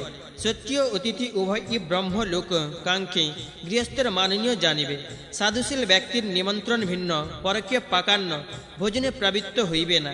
বাক হস্ত ও পাদ এ সকলে চাঞ্চল্য বৃথা প্রয়োগ এবং অতি ভোজন বর্জন করিবে। সত্য কিংবা অতিথির প্রত্যর্থ তাহার প্রতি গমন সময়ে পশ্চাৎ পশ্চাৎ বাটির সীমা পর্যন্ত গমন করিবে। শান্তশীল কুটুম্বাদি সহ একত্র সুখপ বেসনে দিবার শেষ ভাগ অতিক্রম করিয়া সায়ং সন্ধ্যা উপাসনান্তর হোম কার্য সমাধান করিবে। পরে ভৃত্যগণের সহিতে নিজের হিতার্থ পরামর্শ করিবে। ব্রাহ্ম মুহূর্তে নিদ্রা হইতে উত্থিত হইয়া ধন ধানাদি দ্বারা ব্রাহ্মণকে তুষ্ট করিবে এবং বৃদ্ধের রীতি পুঙ্খানুপুঙ্খ বিবেচনা ও আত্মের রীতি ঈশ্বর ভক্তি অবলম্বন পূর্বক ভারবাহী রীতি দ্রুত গমন আদি পারিশ্রমিক কার্য অনুষ্ঠান করিবে। যজ্ঞানুষ্ঠান অধ্যয়ন ও দানাদি কার্য সকল ক্ষত্রিয় বৈশ্যের ও কর্তব্য কর্ম। যজ্ঞ অধ্যয়ন দান প্রতিগ্রহ যাজন ও অধ্যাপন এই সকল কর্ম ব্রাহ্মণের ধর্ম। প্রজা পালন ই ক্ষত্রিয়ের প্রধান ধর্ম। কুশিদ সুদগ্রহণ কৃষিকার্য বাণিজ্য পশুপালন এই সকল বৈশ্য জাতির নিত্যকর্ম। শূদ্রগণ কেবল দ্বিজ জাতির শুশ্রূষা করিবে, ইহাই তাহাদিগের প্রশস্ত ধর্ম। দ্বিজগণ প্রতি দিবসীয় কর্তব্য যজ্ঞ পরিত্যাগ করিবে না। অহিংসা সত্য অস্তেয় শৌচ ইন্দ্রিয় সংযম দম ক্ষমা সরলতা ও দান এই সকল সর্ববর্ণের বিহিত ধর্ম। সকল বর্ণ ই স্ব জাতীয় বৃত্তি আচরণ করিবে, তখন তাহাতে শঠতা ও দর্প পরিহার করিতে হইবে। যে ব্যক্তির বর্ষত্রয়ের উপযোগী অন্ন সঞ্চিত আছে সে সোম রস পানের উপযুক্ত পাত্র, আর যে ব্যক্তির 1 বর্ষের অন্ন সঞ্চিত আছে সে সোম পানের পূর্ব কর্তব্য কার্যের অধিকারী। সোম যাগ পশু যাগ গ্রহণেষ্ঠী ও চাতুর্মাস্য ব্রত এই সকল কার্য প্রতি বৎসর করিতে হয়। 1 বৎসরের মধ্যে পূর্বোক্ত কার্য সকল করিতে না পারিলেও অগ্নিহোত্র যজ্ঞ অবশ্য করিবে। অঙ্গীয় দ্রব্য সকলের সম্ভাবে কোন রূপে অঙ্গহীন কার্য করিবে না, তাহা হইলেই সে কার্য ফল প্রদান করিতে পারে। শূদ্রের নিকট হইতে ভিক্ষা করত সেই ভিক্ষালব্ধ দ্রব্য দ্বারা কোনো যজ্ঞ করিলে সে যজ্ঞকর্তা ও চণ্ডালজনী প্রাপ্ত হয়। যজ্ঞার্থ সমাহূত দ্রব্য ভক্ষণ করিলে সে ব্যক্তি কাকরূপে জন্মগ্রহণ করে, যাহার কৌমপূর্ণ ধান্য আছে, দিন ত্রয়ের আহার উপযোগী শস্য সঞ্চিত রহিয়া আছে, কিংবা যাহার কেবল আগামী দিবসের আহারীয় দ্রব্যের সংগ্রহ আছে। আর যে ব্যক্তি উচ্চবৃত্তি অবলম্বন করিয়া প্রতিদিনের আহারীয় দ্রব্য সংগ্রহ করে, এই সকলে পরপর সুখের তারতম্য হইয়া থাকে, যাহাতে সদায়ের ব্যাঘাত হয়, এইরূপ বৃত্তি অবলম্বন করিবে না। যদি অন্যভাবে ক্ষুধাজনিত ক্লেশ উপস্থিত হয়, তবে রাজা ছাত্র কিংবা স্বজাতীয় হইতেও অর্থ প্রার্থনা করিতে পারে। দাম্ভিক বৃত্তি দম্ভ করিয়া অর্থোপার্জন হেতুক ভণ্ডত্বপস্যী ও পাশু বৃত্তি আশ্রয় করা কর্তব্য নহে। সর্বদা শুভ্র বস্ত্র পরিধান, কেশ শুশ্রু ও পবিত্র নখ ধারণ করিবে। ভার্যার সম্মুখে বা একবস্ত্রধারী হইয়া ভোজন করিবে না। অপরা পরের প্রতি অপ্রিয় বাক্য কখনো প্রয়োগ করিবে না। সর্বদা যজ্ঞ সূত্রধারী ও বিনীত হইয়া কর্তব্য ষষ্ঠী ও কমণ্ডলুধারী হইয়া দেবাদির প্রদক্ষিণ করা বিধেয়। নদীতে বৃক্ষাদির ছায়া ভস্যে গোষ্ঠে জলে ও পথে মূত্র ত্যাগ করিবে না। অগ্নি অর্ক গো চন্দ্র পূর্ব ও পশ্চিম দিক জল স্ত্রী ও ব্রাহ্মণের সম্মুখীন হইয়া মূত্র পরিত্যাগ বিধেয় নহে। উভয় ও অস্তমুখ সূর্য দর্শন অবিধেয় এবং নগ্না কিংবা মৈথুনাসক্ত স্ত্রী আর মূত্র ও পুরুষে কদাচ অবলোকন করিবে না। আর পশ্চিম শীর্ষ হইয়া শয়ন সর্বদা নিষিদ্ধ। নিষ্ঠিবন থুথু রক্ত বিষ্ঠা মূত্র ও বিষ জলে নিক্ষেপ করা নিভান্ত অকর্তব্য। পাদদ্বয় অগ্নিতে তাপন, অগ্নি উল্লঙ্ঘন, অঞ্জলি দ্বারা জলপান, নিদ্রিত ব্যক্তিকে জাগরিতকরণ, ধূর্ত ব্যক্তির সহিত পাশা ক্রীড়া ও ব্যাধিত ব্যক্তির সহিত একত্র সংসর্গ কর্তব্য নহে। প্রেতে দেহেরে ধূম গ্রহণ ও নদী তীরে বাস নিতান্ত বিরুদ্ধ বিধায় বর্জন করিবে। ছিন্ন কেশ ভস্য তুষ অঙ্গার ও নৃকপালে অবস্থান করিবে না। জল পানা শক্ত গোকে নিবারণ করিবে না এবং দ্বার ব্যতীত অন্য স্থান দিয়া গৃহাদিতে প্রবেশ করা উচিত নহে। শাস্ত্র লঙ্ঘনকারী ও লুব্ধ রাজার নিকট ধন প্রার্থনা করিবে না। শ্রাবণ পূর্ণিমা, শ্রবণা নক্ষত্র, হস্তা নক্ষত্র, শ্রাবণ পঞ্চমী, পৌষ মাসের রোহিণী এবং অষ্টকাদিতে উপাকর্ম সংস্কারপূর্বক বেদ পাঠ করিবে না এবং পুরীর বহির্ভাগে জল সমীপে বিধিপূর্বক মূত্র পুরুষ উৎসর্গ করিবে। শিষ্য পুরোহিতে গুরু ও বন্ধুর মরণে ত্রিরাত্র অনধ্যায় জানিবে। উপাকর্ম সম্পূর্ণ হইলে স্বশাক ক্ষত্রিয় মরণে সন্ধ্যা গর্জনে নির্ঘাত ও ভূকম্পন হইলে উল্কাপাতে বেদ সমাপ্তিতে ও আরণ্যকোপ উপনিষদে অধ্যয়নান্তে অধ্যয়ন গণ্য করিবে। পূর্ণিমা অমাবস্যা চতুর্দশী অষ্টমী চন্দ্র সূর্য গ্রহণে ঋতু সন্ধিতে ভোজনান্তে এবং শ্রাদ্ধ দ্রব্য গ্রহণের পর অধ্যয়ন করিবে না। আর পশু মুন্ডক নকুল কুকুর সর্প মার্জার ও শুকর যদি পাঠকালে গুরু শিষ্যের মধ্য দিয়ে গমন করে, তাহা হইলে এই বজ্র পাদান্তে অহরাত্র অনধ্যায় জানিবে। কুকুর শ্রীকাল গর্ধব পেচক বালক ও পীড়িত ব্যক্তির আর্ত রবে এবং অপবিত্র সব শূদ্র নিচে ও পতিত ব্যক্তির নিকটবর্তী হইলে অনধ্যায় হইবে। অশুচি স্থানে পথে বিদ্যুৎ গর্জনে ভোজনান্তে আর্দ্র হস্তে জলমধ্যে অর্ধরাত্রে ঝঞ্ঝাবাত প্রবাহে দিগ্দাহে ধূলি বর্ষণে সন্ধ্যা সময়ে এবং হিমপাতে কুয়াশায় অধ্যয়ন নিষিদ্ধ। কদাচ ধাবমান উপাধ্যায়ের নিকট অধ্যয়ন করিবে না। আর সাধু ব্যক্তি স্বগৃহে সমাগত হইলে বেদাধ্যয়নের বিরাম করিবে। গর্ধব উষ্ট্রযান হস্তি অশ্ব বৃক্ষ নৌকা ও পর্বত আরোহণে অধ্যয়ন জানিবে। যে সকল উক্ত হইল, ইহা কেবল তৎকালিক অনধ্যায় বলিয়া গণ্য হইবে। বেদোদিত কার্য ঋত্বিক স্নাতক আচার্য ও রাজা ইহা দিগে ছায়া। পর স্ত্রী রক্ত বিষ্ঠা মূত্র নিশ্চিবন ও তৈলাদি উত্তর্তন সামগ্রী উল্লঙ্ঘন করিতে নাই। ব্রাহ্মণ রাজা সর্প ও জীবনকে কোন ক্রমে অবজ্ঞা করিবে না। উচ্ছিষ্ট বিষ্ঠা ও মূত্র দূর হইতেই অস্পৃশ্য জ্ঞানে পরিহার করিবে। বেদ ও স্মৃত্যুক্ত আচার পালন করত অন্তরে কোনো অনুতাপ অনুভব করিবে না এবং উক্ত আচারের নিন্দাবাদ ও করিবে না। শাসনার্থ পুত্র ও শিষ্যকে তাড়না করিবে। সর্বদা ধর্ম ধর্মাচরণ বিধেয়, অধর্মাচরণ উচিত নহে। মাতা পিতা অতিথি ও ধনী ব্যক্তির সহিত হেতু সত্ত্বে ও অতিশয় বিবাদ করা অকর্তব্য। পরকীয় জলাশয়ে পঞ্চমৃত পিণ্ড উদ্ধার না করিয়া স্নান বিদেহ নহে। কিন্তু নদী পর্বত প্রস্রবণ দেহঘাত ও হ্রদে উক্ত নিয়ম পালন না করিলেও দোষ নাই। কদাচ পর শয্যায় শয়ন করিবে না এবং বিপদগ্রস্ত না হইলে কদর্চ অন্ন শত্রু অন্ন ও নিরগ্নিকে ব্রাহ্মণ অন্ন ভোজন কদাচ করিবে না। বেণুবাদ্য জীবী পর দোষ ঘোষণাকারী বৈদ্যুৎ শিখে সুখদর বৈশ্যাগণের দীক্ষাদাতা ব্রাহ্মণ চিকিৎসক, নপুংসক, রঙ্গাজীব, দুষ্টাশয়, উগ্র স্বভাব, বাত্য, যথাকালে যাহা দিগের উপনের হয় নাই, দাম্ভিক, উচ্ছিষ্ট ভোজী, শাস্ত্র বিক্রয়ী, স্ত্রী বৎস, গ্রাম সাজি, প্রজাপীড়ক, নৃপতি, কৃতঘ্ন, রজক, বধজীবী, খল, মিথ্যাভাষী, সোম বিক্রয়ী, বন্দী ও স্বর্ণকার গণে অন্ন কদাচ ভক্ষণীয় নহে। বৃথা দেবাদি অনিবেদিত মাংস ও কেশকীটাদি সংযুক্ত অন্ন কদাপি ভোজন কর্তব্য নহে। পর্যুষিত ব্যাসী ও উচ্ছিষ্ট অন্ন কুকুরস্পৃষ্ট প্রতিটি ব্যক্তি কর্তৃক দৃষ্ট, রজস্বলাস্পর্শ অন্ন কর্তৃক ও ভ্রমিত, অনক্ষিত বহু লোকের জন্য প্রস্তুত অর্থাৎ হোটেল ও মহৎ স্বাদের অন্ন গো কর্তৃক আঘ্রাত পক্ষের উচ্ছিষ্ট এবং ইচ্ছাপূর্বক চরণ দ্বারা স্পৃষ্ট অন্নাদি পরিত্যাগ করিবে, কদাচ তাহা ভোজন করিবে না। শূদ্রের অন্ন সর্বদা বর্জনীয়, তন্মধ্যে কিন্তু দাস, গোপ, কুলমিত্র, অর্ধশেরী, নাপিত এবং আত্মসমর্পণকারী শূদ্রের অন্ন ভোজন করিতে পারে। যে অন্নাদি পর্যুষিত ও চিরপক্ষ তাহাও ঘৃত সিক্ত করিয়া রাখিলে ভোজনে দোষ নাই, এবং ঘৃত শূন্য হইলেও জব ও গোধূম আর দুগ্ধ বিকার বিশেষ দ্রব্য ভোজন করিতে পারে। যে গাভী গর্ভ গ্রহণ জন্য কামিকী হইয়াছে, পুষ্ট এবং যে পশুর খুর অখণ্ড, তাহার ও স্ত্রী লোকের দুগ্ধপান বিদেহ নহে। মাংসভোজী পক্ষী, দাতুহ ডাউক, শুক, সারস, একসফ, হংস, কৃষ্ণবর্ণ বক, টিট্টিভে এই সকলে মাংস ভোজন অবিদেহ জানিবে। দেব বা অতিথির অনিবেদিত কৃষর, তিলতুণ্ডল, মিশ্রিত ভোজ্য দ্রব্য, জবাগু, মিষ্টান্ন, অপুপ, পিষ্টক ও শঙ্কুলি পিষ্টক বিশেষ ভোজন করিবে না।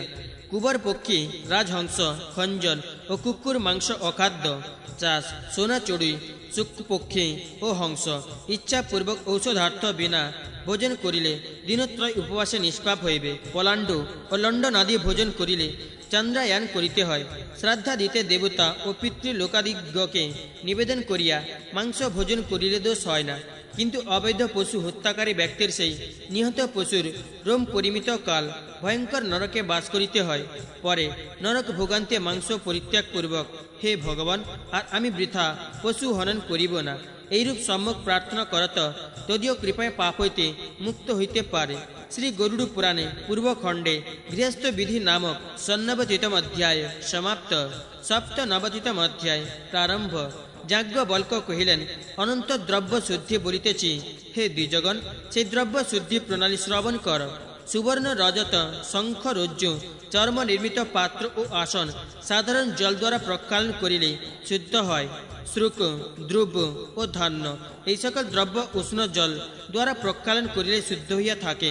কাষ্ঠ ও শৃঙ্গ নির্মিত দ্রব্য সকল অপবিত্র হইলেই তাহাদিগের কিঞ্চিত অংশ কর্তন করিয়া ফেলিলেই অশুদ্ধি দোষ বিনাশ পায়।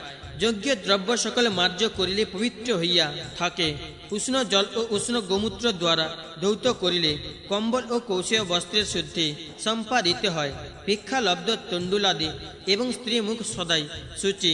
মৃন্ময় পাত্র পূর্ণবার দগ্ধ করিলেই পবিত্র হইয়া থাকে। অন্য গো কর্তৃক আঘ্রাত বা কেশ, মক্ষিকা কিংবা কাটাদি দ্বারা দূষিত হইলেই তাহাতে ভস্য প্রক্ষেপ করিলে শুদ্ধি হয়। ভূমি মার্জন দ্বারা পবিত্র হইয়া থাকে। পিত্তল, শীষ ও তাম্র পাত্র খার ও অম্লদক দ্বারা, আর কাংস ও লৌহ পাত্র ভস্মোদক দ্বারা ধৌত করিলে শুদ্ধ হইয়া থাকে।